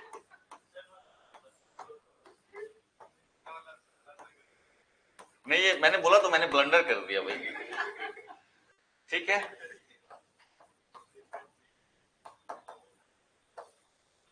देखो सिंपल सी कहानी है कि जब आप स्पर्म एंड एग का जो फ्यूजन है वो आउटसाइड द बॉडी करा रहे हो, इन आउटसाइड द बॉडी यानी कि आप लैब में कराओगे, वही प्रोसेस जो है that is known as what, that is known as in vitro fertilisation. तो यहाँ पे क्या होगा, फीमेल से आपको फीमेल पार्टनर से जो है एग को कलेक्ट किया जाएगा, मेल से स्पर्म को कलेक्ट किया जाएगा, इन दोनों को आप एक साथ लेकर के आओगे, दे विल एग्जामिन इट, वो फर्टिलिटी वगैरह के लिए एग्जामिन करेंगे, वो ठीक है कि किसका सही है किसका नहीं है, कई बार मेल्स का भी दिक्कत हो सकता है, फीमेल्स की भी दिक्कत हो सकती है, दोनों का सही है, बॉडी में कुछ इश्यू हो रही है जहां पे वो फ्यूज नहीं हो पा रहा है, तो फिर उसको क्या कराएंगे, they will fuse it inside the lab, और यहां से क्या होगा, देखो यहां से दो तरीके से काम होगा। अब ये फ्यूजन जो है, एक तरीका ये होगा कि ये फ्यूजन आपने क्या करा, स्पर्म को कलेक्ट किया, एग को कलेक्ट किया, और इनको फ्यूज भी बाहर में कराया, फ्यूज बाहर में करा करके यहां पे इसके एम्ब्रियो को डेवलप किया, इनिशियल पीरियड में कुछ टाइम के लिए आपने एम्ब्रियो को डेवलप किया, और इस एम्ब्रियो को डेवलप करने के बाद आप इसको कहां लेके ट्रांसफर करोगे, इसको ट्रांसफर करेंगे इनसाइड द यूट्रस, ठीक है। यानी कि आईवीएफ टेक्नोलॉजी में होता क्या है, सिंपल सी बात है, मेल से फीमेल से आपने उनके जो स्पर्म से जो सेक्स सेल्स हैं उसको कलेक्ट किया, कलेक्ट करने के बाद आप उनको आर्टिफिशियली फ्यूज करा रहे हो। ये मूवी देखिए, एक मूवी आई थी नहीं वो नहीं, हाँ हाँ अक्षय कुमार की कोई मूवी थी, अक्षय कुमार की कोई मूवी थी,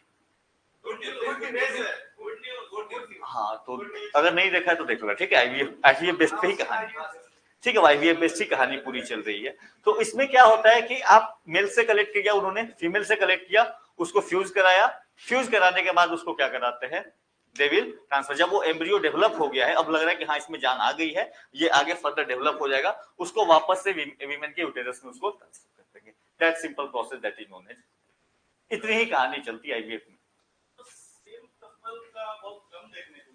क्या सेम कपल का, अब देखो अगर नॉर्मल कंडीशन में ये फ्यूजन हो जाए, नॉर्मल कंडीशन से इंटरकोर्स के दौरान अगर फ्यूजन हो जाए तो फिर आपको इसकी जरूरत ही नहीं पड़ेगी, बाहर से लेना पड़ेगा। हाँ ऑब्वियसली। अब क्या होता है कई बार, अब मान लो मेल में इशू है, उनके स्पर्म्स मोबाइल नहीं, ठीक है, होती है मोबिलिटी इशू होती है स्पर्म्स की। अगर ऐसा इशू है तो देन व्हाट यू नीड कि आपको इसको फ्यूजन बाहर में ही कराना पड़ेगा। पूरी जो मूवी है वो इसी पे थी, नहीं मोबिलिटी इशू था, या स्पर्म्स तो है मेल के पास but those sperms are not very good enough, ठीक है, वो फ्यूज कर ही नहीं पा रहे, मोबिलिटी भी है सब कुछ भी है बट उनमें कुछ इश्यू हो रही, तो फिर व्हाट यू नीड समवन कि आप बाहर से आप स्पर्म डोनेट करो। अगर फीमेल में यही दिक्कत हुई तो आप बाहर से एक भी कलेक्ट करोगे, दैट इज सिंपली आईवीएफ। अब उसमें देखिए अगर दोनों पार्टनर हेल्दी हैं बट बिकॉज ऑफ सब इश्यू उनके बीच में दिक्कत हो रही है तो दे विल यूज आईवीएफ, दोनों उनके अपने अपने एग्स का और अपने अपने स्पर्म्स का यूज किया, अदरवाइज फिर आपको कहीं ना किसी डोनर से लेना पड़ेगा, ठीक है। तो उसके लिए विकी डोनर मूवी देखें, ठीक है, ठीक है, क्लियर है। अब जो है ये तो सिंपल सी कहानी है। एक दूसरी टेक्नोलॉजी यूज होती है that is known as the embryo transfer technology, ठीक है। ये embryo transfer technology generally use होती है कैटल्स के लिए, सेम आईवीएफ टेक्निक पे ही बेस्ड है बट थोड़ा सा इसका वर्किंग का जो तरीका है वो डिफरेंट है and it is use for the आपको कैटल्स के लिए स्पेसिफिकली। जो आपका ये प्रोग्राम चल रहा है ना जो गवर्नमेंट राष्ट्रीय गोकुल मिशन, हाँ जी कह सकते हो, जो राष्ट्रीय गोकुल मिशन में क्या बेसिक आइडिया है कि हमें हाई क्वालिटी के काउज को डेवलप करना है, हाई क्वालिटी के कैटल्स को डेवलप करने का, क्योंकि इंडियन जो बुल्स हैं they are not very good enough, तो फिर आप ये उनको डेवलप करने का प्रयास करो, तो उसमें जो टेक्नोलॉजी का यूज हो रहा है that is known as the embryo transfer technology. Embryo transfer technology में होता क्या देखो, sperm is taken from a bull from a high yield dairy herd, आपने एक स्पेसिफिक जो उतना मजबूत तगड़ा बुल है आपने उसको लिया, काव को आपने उसको क्या कर दिया आर्टिफिशियली इंसेमिनेट कर दिया, आपने फ्यूज करा दिया, इस काव के अंदर में आपने जो आपका जाइगोट है या जो एम्ब्रियो उसको डेवलप होने दिया। एम्ब्रियो एक सिंगल टर्म हो जाएगा इसलिए जाइगोट उसके पहले थोड़ा स्ट्रक्चर पे आ जाओ। अब क्या हो गया कि यहाँ पे फ्यूजन आईवीएफ जो हम नॉर्मल ह्यूमंस के लिए यूज कर रहे थे वहां पे फ्यूजन कहाँ पे हो रहा था, वहां पे फ्यूजन इनसाइड इन विट्रो हो रहा था, लैब में हो रहा था। यहाँ पे लैब में फ्यूजन नहीं हो रहा है, यहाँ पे आपने इसका स्पर्म को कलेक्ट किया, इसको फ्यूज करा इनसाइड द काउज वुम्ब, ठीक है, यूट्रस में।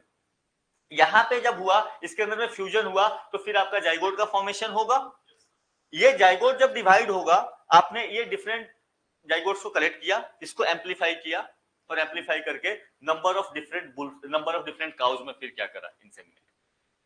यानी यहां पे क्या हो रहा है देखो, दोनों के बीच के डिफरेंस को समझो, वहां पे आईवीएफ में क्या था।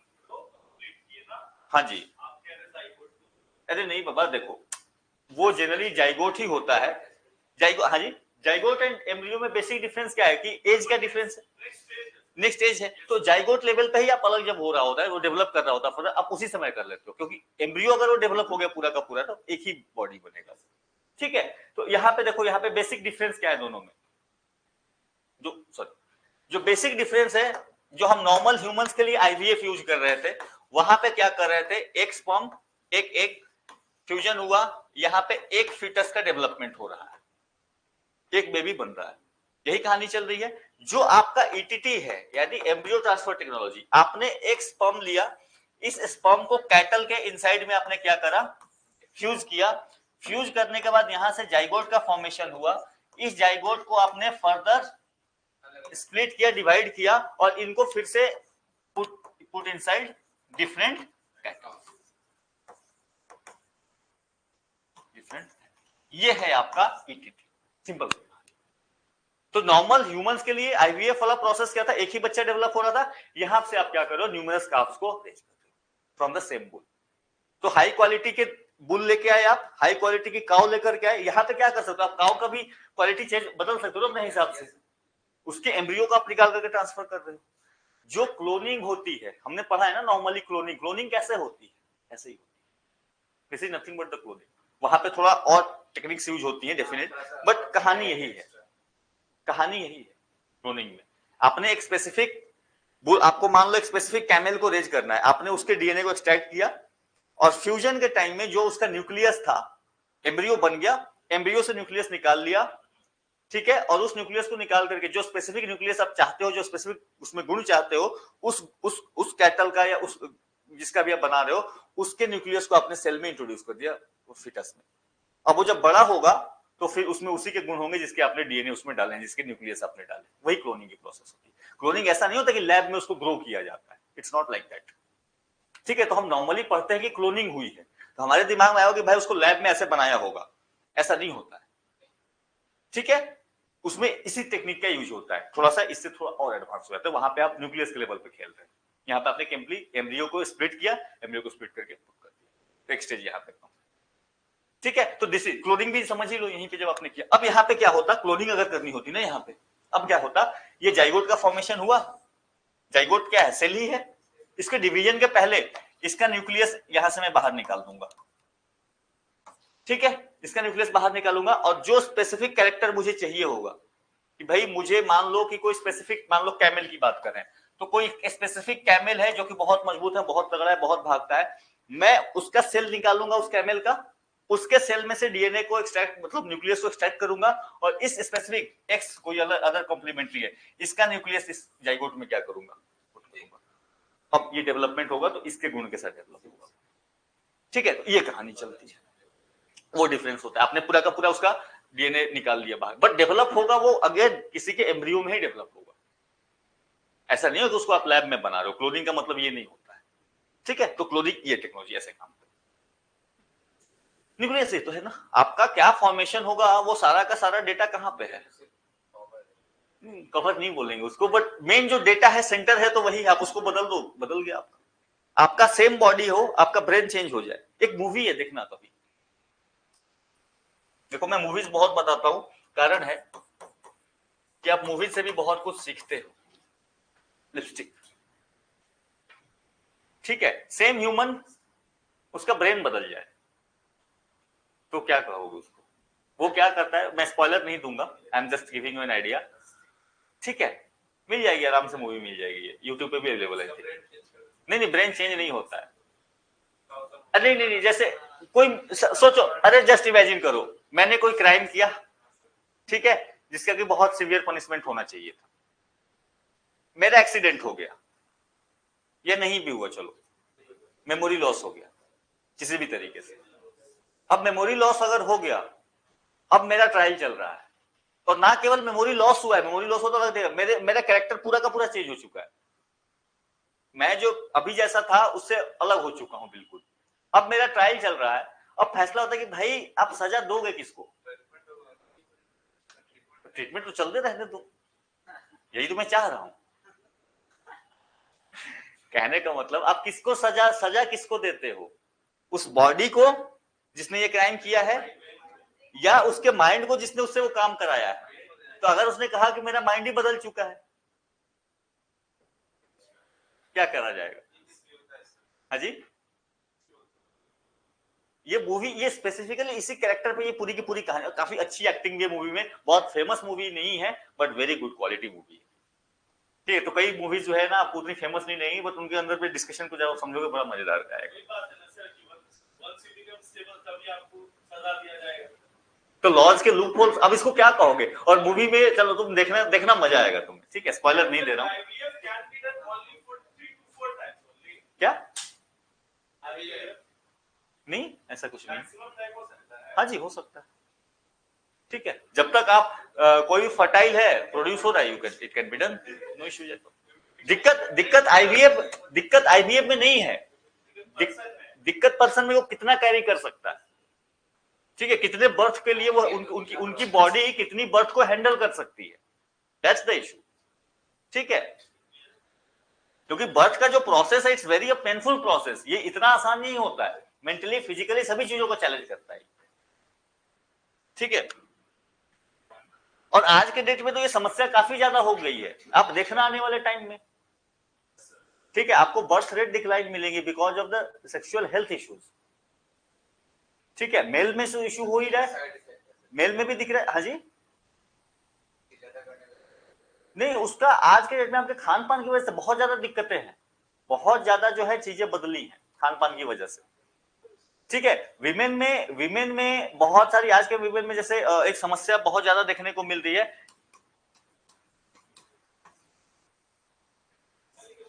पीसीओडी, सर्च करना, ठीक है, पीसीओडी घर पे देख रहा है, ये समस्या आज के खास करके यंग वीमेन में बहुत इश्यू है। ये जो एज ग्रुप में मतलब मान के चलो कि 15 से लेकर 30 के एज ग्रुप में लड़कियों को ये बहुत समस्या है। ठीक है, अब इस बीमारी, इसको बीमारी भी नहीं बोलेगा, बट ये प्रिवेलेंसी इसकी बहुत ज्यादा हो जा रही है, बहुत सीवियर हो जा रहा है। ठीक है, और सिवियरिटी की वजह से जो है कई बार उनको अब कह सकते हो कि उनको मतलब फर्टिलिटी रिलेटेड इश्यू जाने लगती। ठीक है, वो सेक्सुअल इंटरकोर्स में इश्यू आने लगती, और इट्स वेरी प्रिवेलेंट। इंडिया में भी बढ़ना स्टार्ट हो गया। हाँ जी, आईवीएफ वगैरह, हाँ तभी तो चलेगा ना आईवीएफ। देखो कई बार समस्याएं जो है ना कई तरीके से देखी जाती है, जैसे हाँ जी, पीसीओडी बहुत ज्यादा है ना। देखो हम बहुत लोग को जानते हैं, बहुत लोग, पर्सनली मैं भी बहुत, मतलब हमने अपने अपने फ्रेंड्स को ऐसे इन हालतों में देखा है ना। आप कॉलेजेस में, और ये जब अचानक से जब प्रॉब्लम शुरू होती है तो यू विल फाइंड ये भाई लोग बेहोश हो जाते हैं बैठे बैठे, इस लेवल तक परेशानी शुरू हो जाती है। इस एज में चलता है। ठीक है, लोग आप देखोगे इतना ज्यादा पेन फील होने लगता है, दे विल जस्ट बेहोश हो जाएगा, बैठे बैठे बेहोश हो जाएंगे वो लोग, जिनको ये प्रॉब्लम होती है, और काफी ये प्रॉब्लम बढ़ चुकी है आज के डेट में। ठीक है, देखो कई बार कई समस्याओं का ना कई बार हमें ये नहीं आइडिया होता कि भाई ये हो कैसे रहा है। जैसे अगर आप देखोगे हिंदुइज्म में खास करके मैं बात करूंगा कि यहाँ पे कहा जाता है विमेन को जनरली कि अगर उनके पीरियड्स का टाइम चल रहा है so they should not go to temples, उन्हें खाना नहीं बनाना चाहिए, और ये सब चीजें करी जाइए। देखो दिक्कत क्या है ना कि जो आपको चीजें बताई गई बहुत सारी चीजें इंटरमिक्स हो गई। दो चीजें होती हैं, एक होता है प्रिंसिपल जिसको आप सिद्धांत कहते हो, दूसरा होता है दृष्टांत यानी एग्जाम्पल्स। हमने गड़बड़ी पता है क्या की, हमने एग्जाम्पल्स को याद रखा। ठीक है, उसके पीछे के जो सिद्धांत थे वो आप भूल गए, दृष्टांतों को आपने याद रखा, सिद्धांतों को भूल जाते हो। तो रामायण आपको इसलिए नहीं बताई गई कि भाई राम जी कौन थे, no, it was a principle की how to lead a life. No, तो आपने उस प्रिंसिपल को भुला दिया, वो कहानी केवल याद रखी है। तो कई बार ऐसे अब होगा क्या कि जैसे आप देखोगे जो आयुर्वेद का जो शास्त्र है, जो पतंजलि का, उसमें एक स्पेसिफिक चैप्टर है इसके पीछे। ठीक है, उसमें एक चैप्टर है रजस्वला प्रक्रिया। रजस्वला प्रक्रिया जो है, रजस्व का मतलब होता है जो ये मेंस्ट्रुएशन का साइकिल है, दैट इज नोन एज रजस्वला प्रक्रिया। उसमें उन्होंने स्पेसिफिकली मेंशन किया है कि इसमें ये चीजें क्यों, मतलब आइडिया इनको रोका गया है। बेसिक आइडिया ये है कि हमारा जो बॉडी है, हमारे बॉडी में 3 गुण है आयुर्वेद के अनुसार मैं बता रहा हूं। ठीक है, हमारे बॉडी में 3 गुण है, ना केवल हमारे बॉडी में, पूरे यूनिवर्स में यही 3 गुण दिखते हैं, दैट इज द सत्व, रजस एंड तमस। आप यूनिवर्स को भी देखो, हमने थोड़ी बहुत एस्ट्रोनॉमी तो पढ़ी ना, थोड़ी बहुत पढ़ी। यूनिवर्स में आपको 3 ही चीजें दिखेंगी, या तो लाइट है, या तो मोशन है, या तो डार्कनेस है, कुछ नहीं है। तो ह्यूमन बॉडी में भी यही, कोई भी चीज होता है उसमें ये 3 गुण होते हैं, दैट इज द सात्विक, राजसिक एंड तामसिक, ये 3 गुण होते हैं। एंड डिपेंडिंग अपॉन कि इसका बैलेंस कैसा है, आपका बॉडी उस तरीके से काम करे। ठीक है, अब होता क्या है कि जो हमारे बॉडी में जो राजसिक है, मतलब जो राजसिक तत्व है जो रजस को बढ़ाता है, दैट इज द ब्लड। किसी में ब्लड कम हो जाए, उसकी एक्टिविटी कम हो जाए, वो थका थका महसूस करेगा। नहीं, कोई होता है ना कि ज्यादा गुस्से में लोग कहते हैं कि भाई तुम्हारी बॉडी में ज्यादा खून है क्या, ज्यादा गर्मी खून है क्या।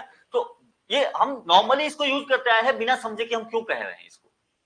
तो जो आपका जो रजस गुण है, that is the blood, blood आपका क्या करता है, एक्टिविटी को बढ़ाता है। अब ड्यूरिंग द मेंस्ट्रुएशन साइकिल क्या होता है, ब्लड का लॉस होता है। इट मींस आपका रजस्व ऑलरेडी डाउन है, आपके बॉडी की जो एक्टिविटी कराने की जिसकी क्षमता है वो ऑलरेडी डाउन है।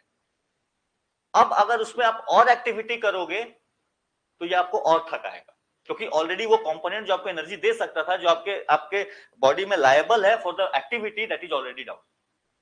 इसलिए एक्टिविटीज मना करिए।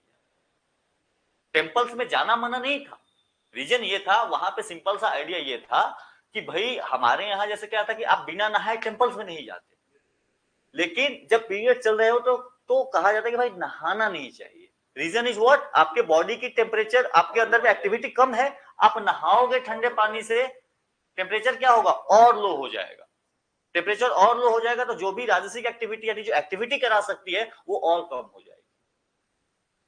तो this is one of the interpretation. I am not saying कि ये सही है गलत है, मेरा काम वो नहीं है। आई एम जस्ट कि हाँ एक प्रोसेस थॉट का ये भी ठीक है। और आज के डेट में क्या हो गया कि इन सब चीजों को एकदम 100% आप इग्नोर करके आपके डाइट्स चेंज हो गए और इसका असर जो है वो दूसरे तरीके से दिखना स्टार्ट हो रहा है। ठीक है, सेम विद द मेल्स, उनके उनके अलग प्रोसेसेस हैं बट वही कहानी। चलो एम्ब्रियो ट्रांसफर कर लिया, आईवीएफ।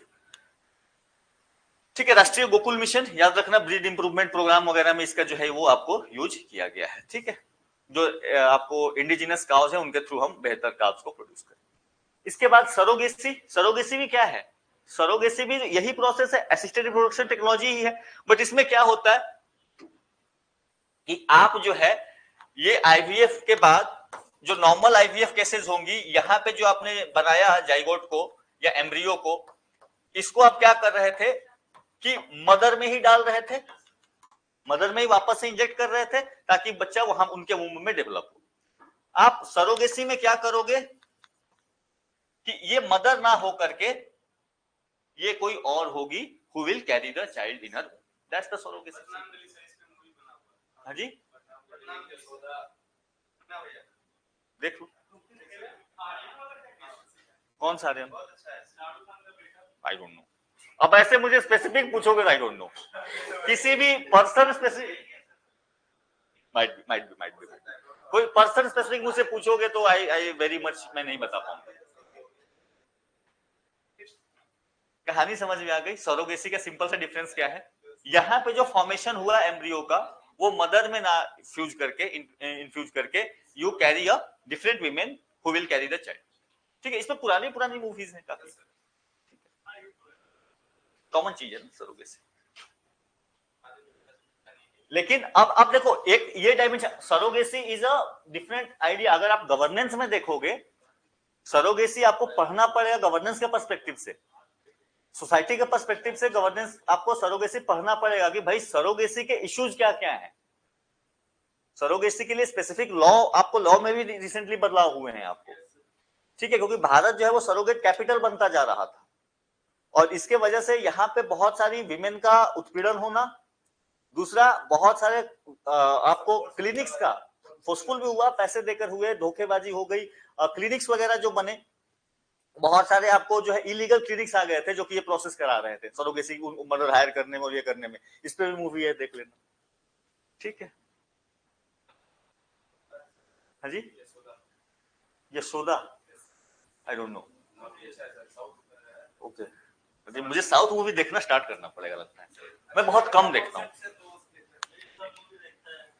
नहीं ठीक है, देखो आपको मैंने थोड़ा सा यहाँ पे इश्यूज इन्वॉल्व इन एआरटी करा दिया साइंस के पर्सपेक्टिव से भी, बट आप गवर्नेंस के पर्सपेक्टिव से इसको और ज्यादा देखोगे क्योंकि एआरटी में आपको बहुत सारी दिक्कतें हैं।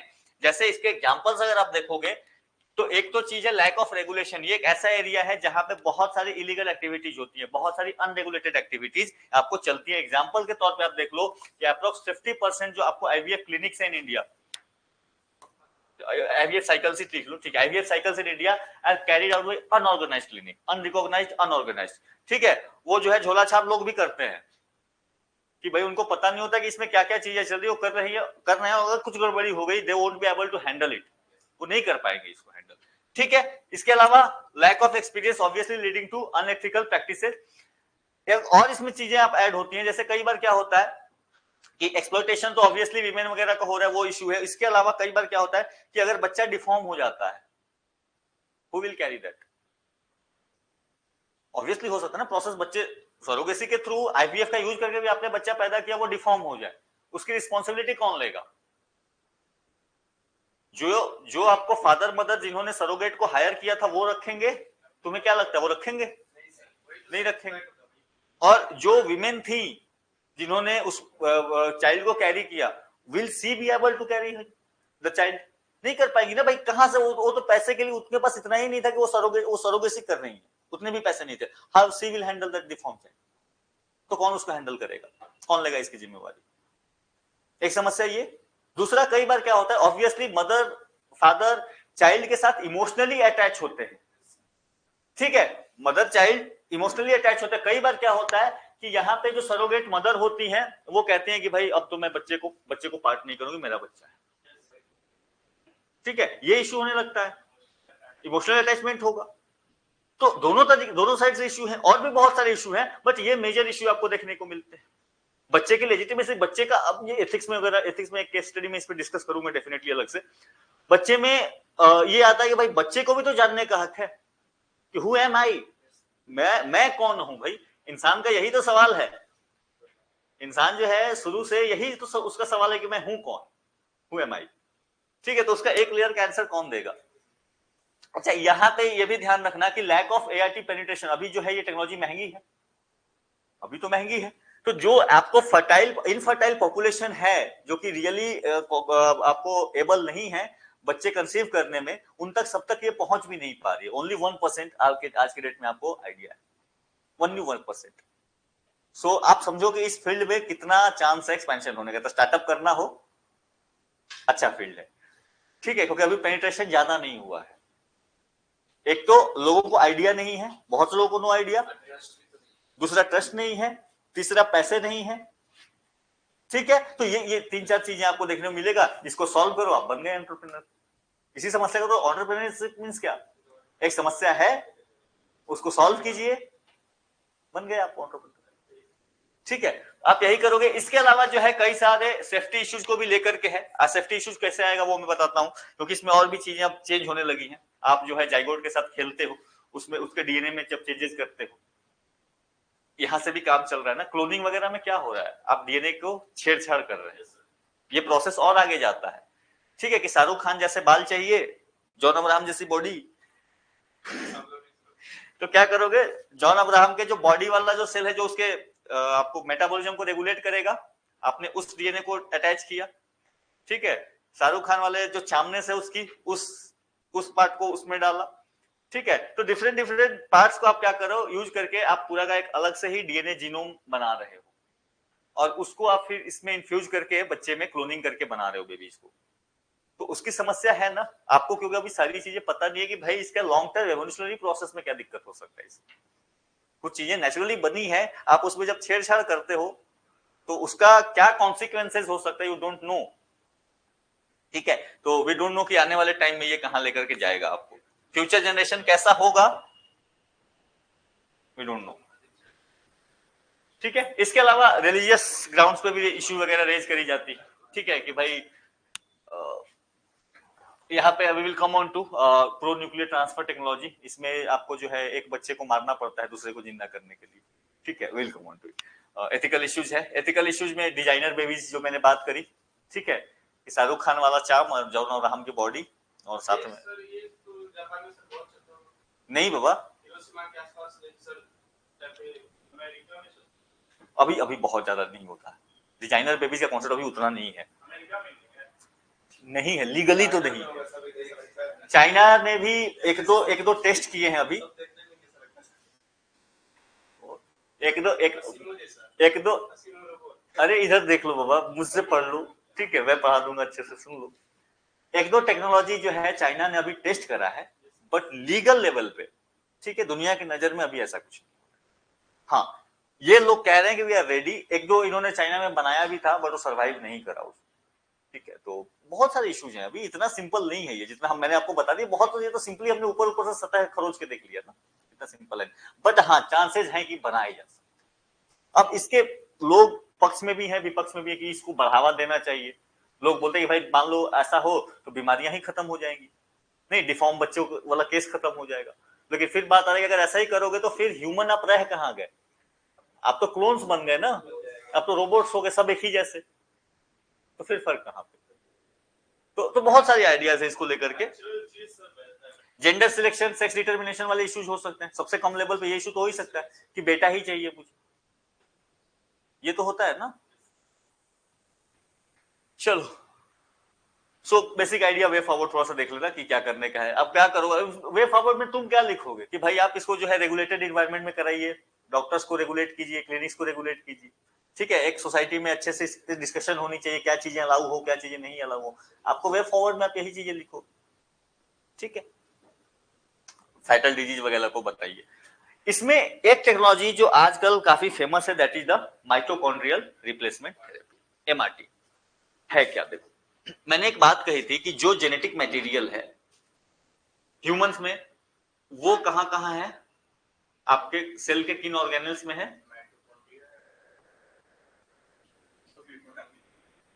एक न्यूक्लियस है और दूसरा माइटोकॉन्ड्रिया है। मदर से जो ट्रांसफर होता है that is the mitochondrial DNA transfer होता है। यानी कोई भी चाइल्ड है, उसका जो माइटोकॉन्ड्रिया है उसके सेल में, जो उसका डीएनए है, that always comes from the mother. अब कई बार क्या होता है, वो माइटोकॉन्ड्रियाज में डिफेक्ट होते हैं, कुछ इश्यूज हो सकते हैं जो जेनेटिकली ट्रांसफर होते आए हैं, और अगर वो बच्चा भी होगा उस माँ से तो उसको भी वो इश्यूज होने के चांसेस क्या होंगे? तो उस केसेस में क्या किया जाता है कि आप उस माइटोकॉन्ड्रिया को, जो डिफेक्टिव माइटोकॉन्ड्रिया है, आप उसको रिप्लेस कर देते हो, उसको हटाते हो, और उसके जगह पे एक हेल्दी माइटोकॉन्ड्रिया लेकर के उसमें क्या करते हो? इंसर्ट करते हो। उसी चीज को कहा जाता है माइटोकॉन्ड्रिया रिप्लेसमेंट थेरेपी। इसमें चल क्या रहा है देखो,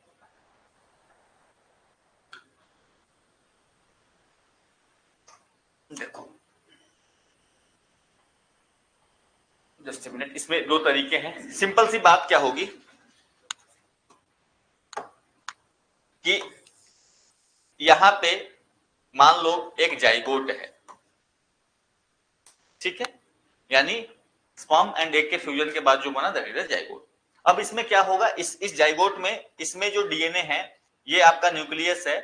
न्यूक्लियस में जो मान लो डीएनए है, वो डीएनए, न्यूक्लियर डीएनए जिसको हम कहेंगे, वो क्या है? वो फादर प्लस मदर दोनों से आया है। नहीं, 23 ईच, 23 पेयर्स टोटल बने हैं। बाकी यहां पे है माइटोकॉन्ड्रिया। इस माइटोकॉन्ड्रिया के अंदर भी डीएनए है, बट ये माइटोकॉन्ड्रिया किससे आया है? ये मदर से आया है, और ये केवल और केवल मदर से ही आ सकता है। ये भी इश्यू। अब अगर ये डिफेक्टिव है तो ये बच्चा जो होगा, बड़ा होगा, इसमें ये कैरी करेगा।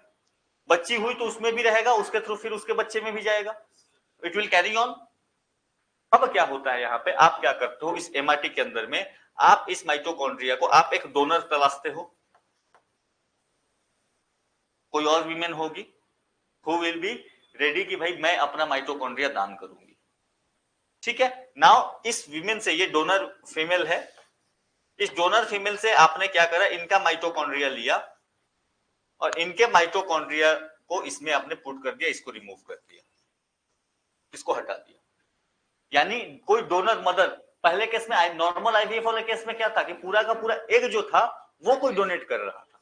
यहां पे आप एग नहीं ले रहे हो, you are just taking the mitochondria. क्यों? क्योंकि मां चाहती है कि भाई बच्चे में डीएनए मेरा हो, क्योंकि एग अगर आपने किसी और मां से लिया है तो डीएनए तो आपका नहीं है वो, ठीक है। तो आपने कोई मां को है कि नहीं भाई मेरा बच्चा है तो डीएनए मेरा ही होना चाहिए, बट क्योंकि मेरे माइटोकॉन्ड्रिया में इश्यू है तो ठीक है, मैं डोनर से एग लूंगी, बट उस पूरे एग के साथ अपने हस्बैंड का स्पर्म नहीं इन्फ्यूज होगा।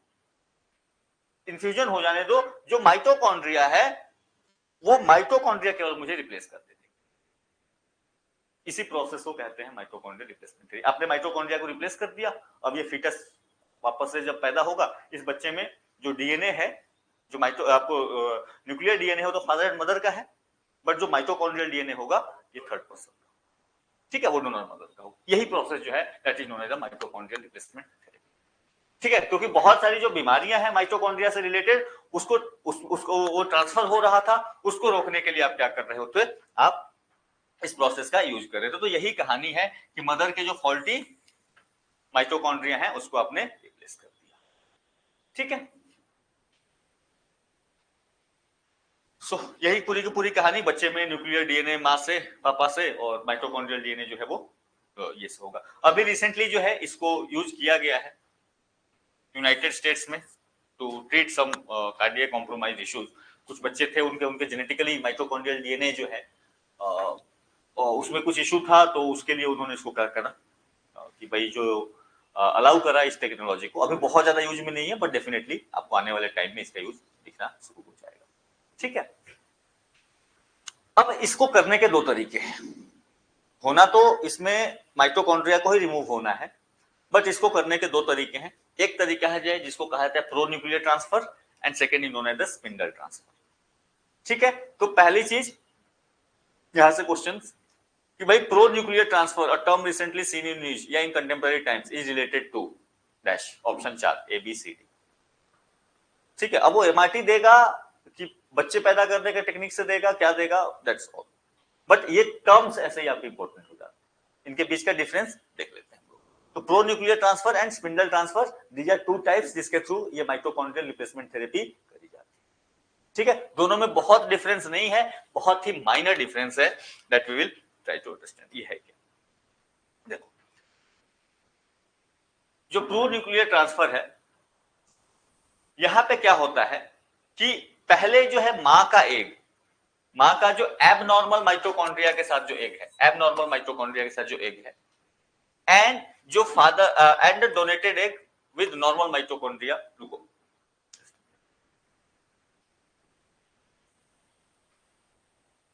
देखो यहां पे थोड़ा आपको ज्यादा क्लियर हो जाएगा ये काम कैसे करेगा। व्हाट यू नीड, एक आपके पास कपल है, पेशेंट कपल है जिसके मां के साथ कोई इश्यू है, दूसरा जो है अ डोनर लेडी यू नीड, जो कि आपको क्या दे, आपको माइटोकॉन्ड्रिया प्रोवाइड करे। अब आपने क्या करा, यहां पे इनको, ये जो डोनर है उसके एग को आपने फर्टिलाइज कराया सेपरेट, यानी आप क्या करोगे, आप इनका जो एग था, डोनर का एग था, आपने इसको भी फर्टिलाइज कराया, और यहाँ फैमिली जो है, फैमिली का तो अपना यहां से निकल के फर्टिलाइज जाइगोट निकल ही आएगा। ठीक है, यानी आपने इनसे भी पहले जाइगोट का फॉर्मेशन करवाया, आपने इनका क्या करा, जाइगोट का फॉर्मेशन कराया, और यहाँ पे इस फैमिली ने अपने जाइगोट का फॉर्मेशन करा। इसके बाद यहाँ पे अब इनके पास क्या है, यहाँ पे 2 जाइगोट्स हैं, जाइगोट का फॉर्मेशन हो चुका है। अब आप क्या करोगे कि ये वाला जो जाइगोट है, जो ये इस आपको पेशेंट कपल से आया है, इसी जाइगोट में इश्यू है, आपने क्या करा, इसके न्यूक्लियस को इसका जो आपका न्यूक्लियर डीएनए है, आप पूरा का पूरा न्यूक्लियस ही इसमें डाल देते हो, या ऐसे भी हो सकता है कि इनका माइटोकॉन्ड्रिया आप क्या करो।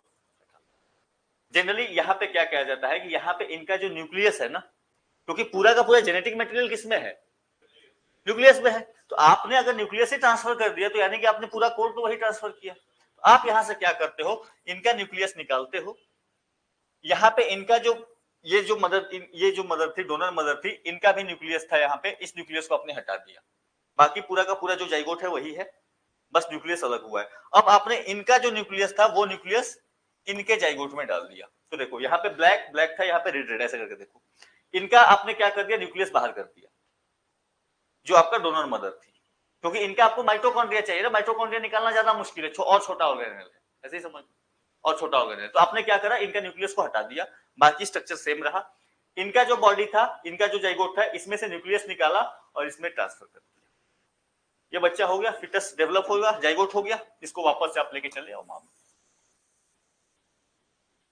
तो this is pro nuclear transfer. Pro nuclear transfer में आप क्या कर रहे हो कि जो आपका इंटेंडेड कपल है या पेशेंट कपल है, उसका न्यूक्लियस ट्रांसफर कर रहे हो किसमें, जो हेल्दी मां है, जो डोनर वीमेन है। ठीक है, जिसमें तो माइटोकॉन्ड्रिया तो ट्रांसफर हो गया ना उसका वाला, जो आपको डोनर वीमेन चाहिए थी, तो इसी को क्या कहा गया, that is known as the pro nuclear transfer. Same कहानी वही हुआ, माइटोकॉन्ड्रिया ट्रांसफर एक्चुअली आपको जो करना था, क्योंकि जेनेटिक मटेरियल तो वही रहा जो इस कपल का था।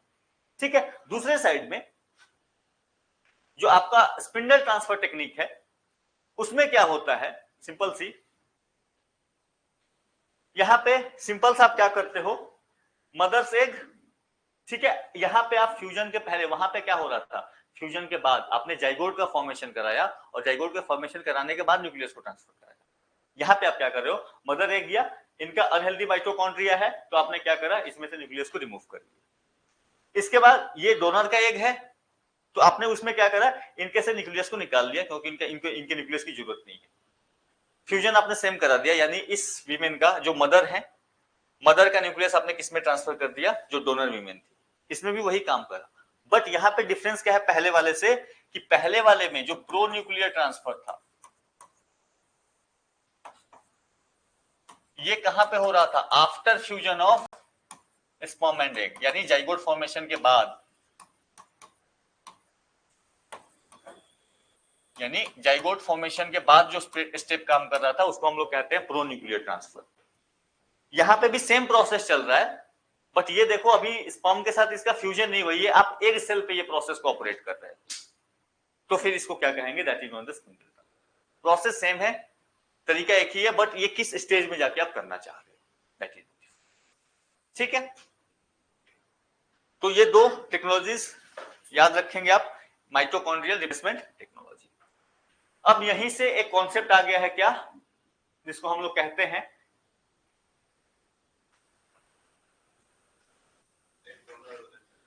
थ्री पेरेंट बेबी ना, हो जाएगा ना। एक तो कपल था, उसके साथ में दूसरा जो है मदर आपका डोनर वीमेन जिसने माइटोकॉन्ड्रिया प्रोवाइड कराया आपको।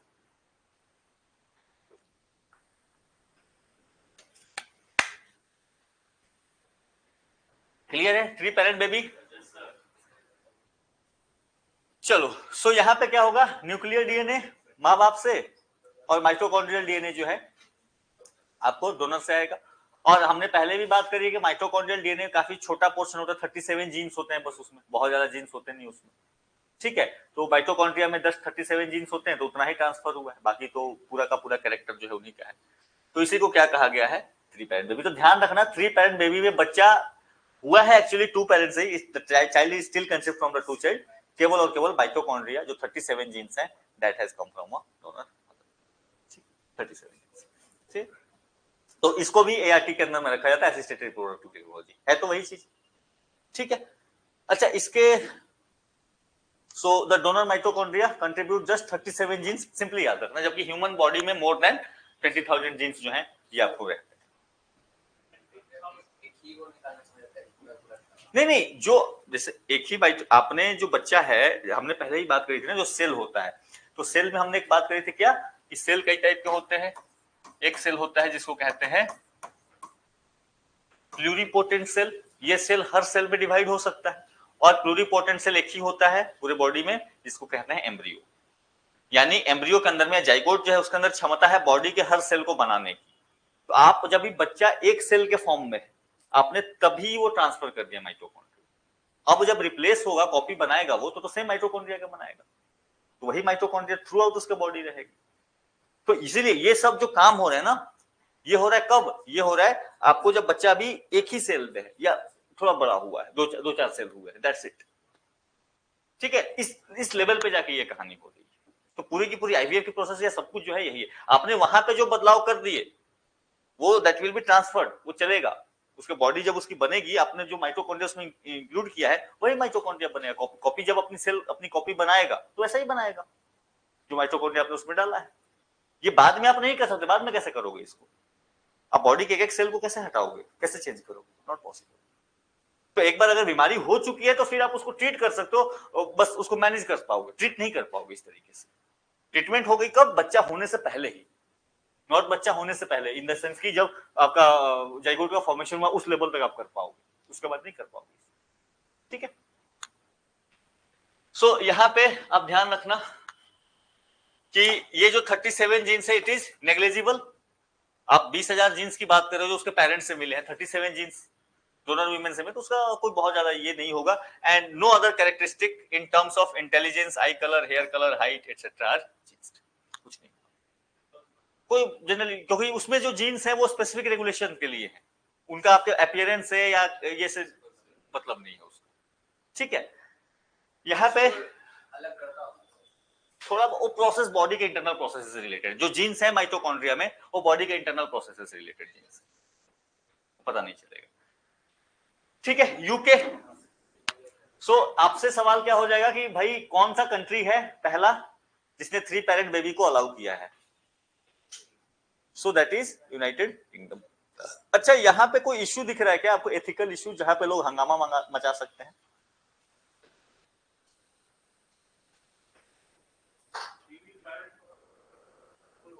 काहे होगा?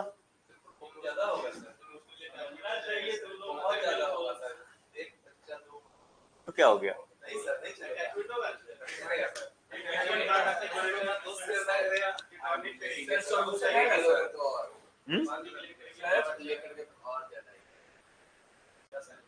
देखो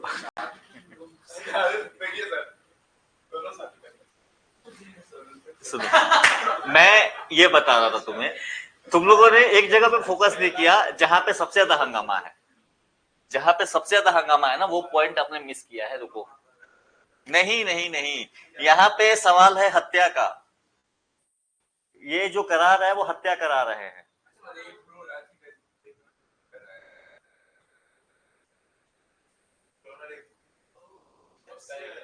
नो, ये तो जाइगोट है ना, तो ये तो है, इसको आपने तो माना ना, इस फिटस की तो हत्या करी ना, तो ये सवाल उठ रहा है ज्यादा। ऑब्वियसली आपके फिर है कि सोसाइटी में कैसे बैलेंस होगा क्या होगा, तो उसको लेकर के बहुत नहीं, क्योंकि हाँ अरे तो ये इसके इसके इसमें तो न्यूक्लियस आपने डाला, ये जो फिटस था इसको क्या किया, इसको तो डिस्ट्रॉय किया ना आपको। यही ऑलमोस्ट ये जाइगोट है ना, यही तो सवाल है ना कि भाई किस लेवल पे जाके कहोगे कि बच्चे में जान आया। सबसे जो असली सवाल है, यही सवाल आता है एबॉर्शन में, कि किस दिन के बाद आप कहोगे कि आज से जो है ये बच्चा जान, ये इसके अंदर में जान आ गया है। When you will conceive it, किस डेट से। अबॉर्शन में यही तो इश्यू है। नहीं, कहीं पे है कि भाई 20 वीक्स, लोगों में क्यों 20 वीक्स या 24 वीक्स, तो क्या हुआ 20 वीक्स के पहले क्या वो बच्चा नहीं था। तो आप किस दिन को डिसाइड करोगे, ये एक आप एथिकल इश्यू यहां पे दिखेगा आपको। ठीक है, बाकी सोसाइटल इश्यू आएंगी वो अलग चीज है, बट ये एथिकल इश्यू आपको दिखेगा किस दिन से। आप कब मान लोगे कि जो बच्चा था जब गर्भ में गया, तो किस दिन से मानोगे कि उसके अंदर में जान आया, किस स्टेज में मानोगे बताओ। ये सवाल है, इनका कोई जवाब नहीं है कि मैं बता दूं को क्या है, ये डिस्कशन है। ठीक है, जैसे इसकी श्रद्धा ठीक है, तो अपनी श्रद्धा के हिसाब से। अब ऑर्गेन फॉर्मेशन कहां पे स्टार्ट होता है, ये भी आपको है। कुछ लोगों का मानना है कि भाई जब ऑर्गेन फॉर्मेशन हो गया कुछ लेवल तक तब करेंगे, डिफरेंशिएशन हो गया तो करेंगे, मेडिकल टर्म्स में बहुत सी चीजें, बट सवाल वही है कि किस लाइन आप कहां पे ड्रॉ करेंगे, कि आज तक इसके पहले ये बच्चा नहीं था, इसके बाद ये बच्चा माना जाएगा, कहां पे वो लाइन ड्रॉ करोगे। आम आदमी तो वही समझेगा भाई, आप मेडिकल जार्गन में बहुत सारी बातें बचाओ।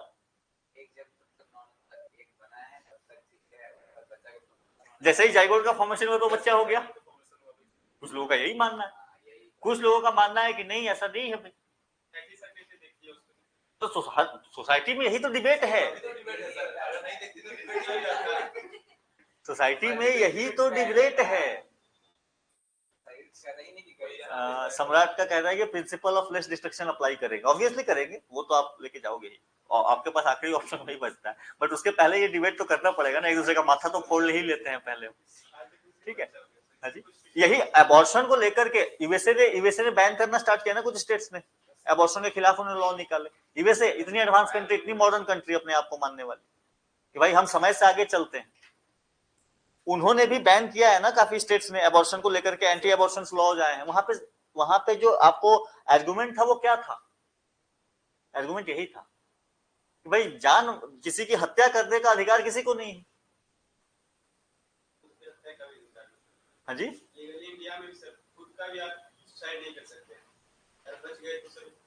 आपको जेल दे दी जाएगी, ठीक है तो यहाँ पे सवाल यही है कि भाई आपको अब फिर अब यहाँ पे देखो कंफ्लिक्ट दो आ जाता है कि भाई मेरी बॉडी, स्टडी कहती है बॉडी ऑटोनॉमी, मेरी बॉडी है, मैं जो करूं, तुम कौन भाई इंटरफेयर करने वाला। यही तो ये डिबेट्स है। ठीक है, इन डिबेट्स में मैं अभी लेके नहीं जाऊंगा, हम लोग साइंस एंड टेक के पर्पस से डिस्कस कर रहे हैं, एथिक्स वाले क्लास में करेंगे हम लोग इसको।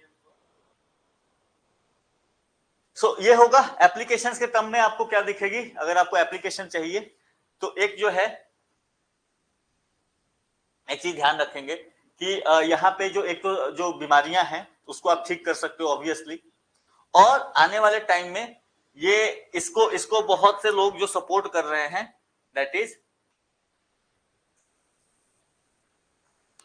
ठीक है, सेम सेक्स फीमेल कपल्स। भाई देखो समाज में सब लोग हैं ना, तो सबको लेके चलना पड़ेगा, सोसाइटी ऐसे ही बनती है। ठीक है, तो सेम सेक्स फीमेल कपल्स, उनका भी मानना है कि भाई अगर उनको उनका बच्चा होगा, कम से कम आईवीएफ टेक्नोलॉजी के थ्रू तो कर ही सकती हैं, दोनों स्पर्म लेके कर लेंगे, इट इज ए पॉसिबिलिटी ना। बट उनमें वो चाहते हैं कि भाई हमारा जो बच्चा हो उनमें हम दोनों के जीन्स हो, तो एमआरटी इज अ सॉल्यूशन। ठीक है, किसी का माइटोकॉन्ड्रिया होगा, किसी का न्यूक्लियस होगा, but that is a solution ना। किया जा सकता है भाई कम से कम ये तो कहने को रहेगा कि इस बच्चे में मेरा भी जीन है, 37 ही है, हम दोनों माँ है। ठीक है, तो दिस इज अ सॉल्यूशन, ये आपको देखने को मिलेगा। ठीक है, हाँ जी, दोनों कोई मानने तैयार है तब ना, क्या हम दोनों माँ हैं। हाँ जी, क्यों नहीं होगा। अब उसमें झगड़ा हो कि नहीं माइटोकॉन्ड्रिया मेरा नहीं रहेगा, मेरा न्यूक्लियस रहेगा।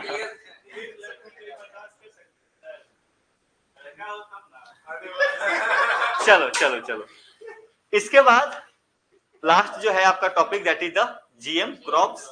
और इसके आगे कहानी जो है हम लोग कल के क्लास में करेंगे जीएम क्रॉप्स वाली, क्योंकि सर आएंगे तो फिर आपका क्लास होगा। ठीक है, तो जीएम क्रॉप्स बहुत ज्यादा नहीं है, यहाँ पे थोड़ा सा मैं डिस्कस वगैरह कर दूंगा जीएम क्रॉप्स। और उसके बाद जो टेक्नोलॉजिकल पोर्शन जो था, जो मुश्किल वाला पार्ट था, वो मैंने निकाल लिया है। ठीक है, इसके बाद अब बायोलॉजी में मुश्किल वाला पोर्शन नहीं। ठीक है, इसके बाद अब वही है, आपको डिजीज है क्या है, वैक्सीन क्या है उसकी। हाँ जी,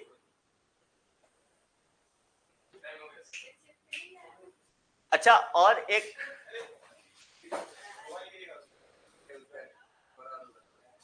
क्या ये हो गई क्या, अरे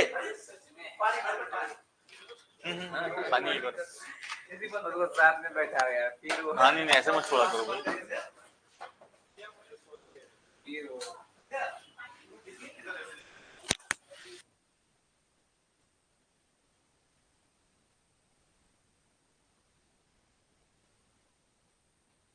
ठीक है, we will meet tomorrow in the next class. Okay, नहीं उनको आगे ही बैठा हो भाई, कम से कम मेरा भी ध्यान रहेगा।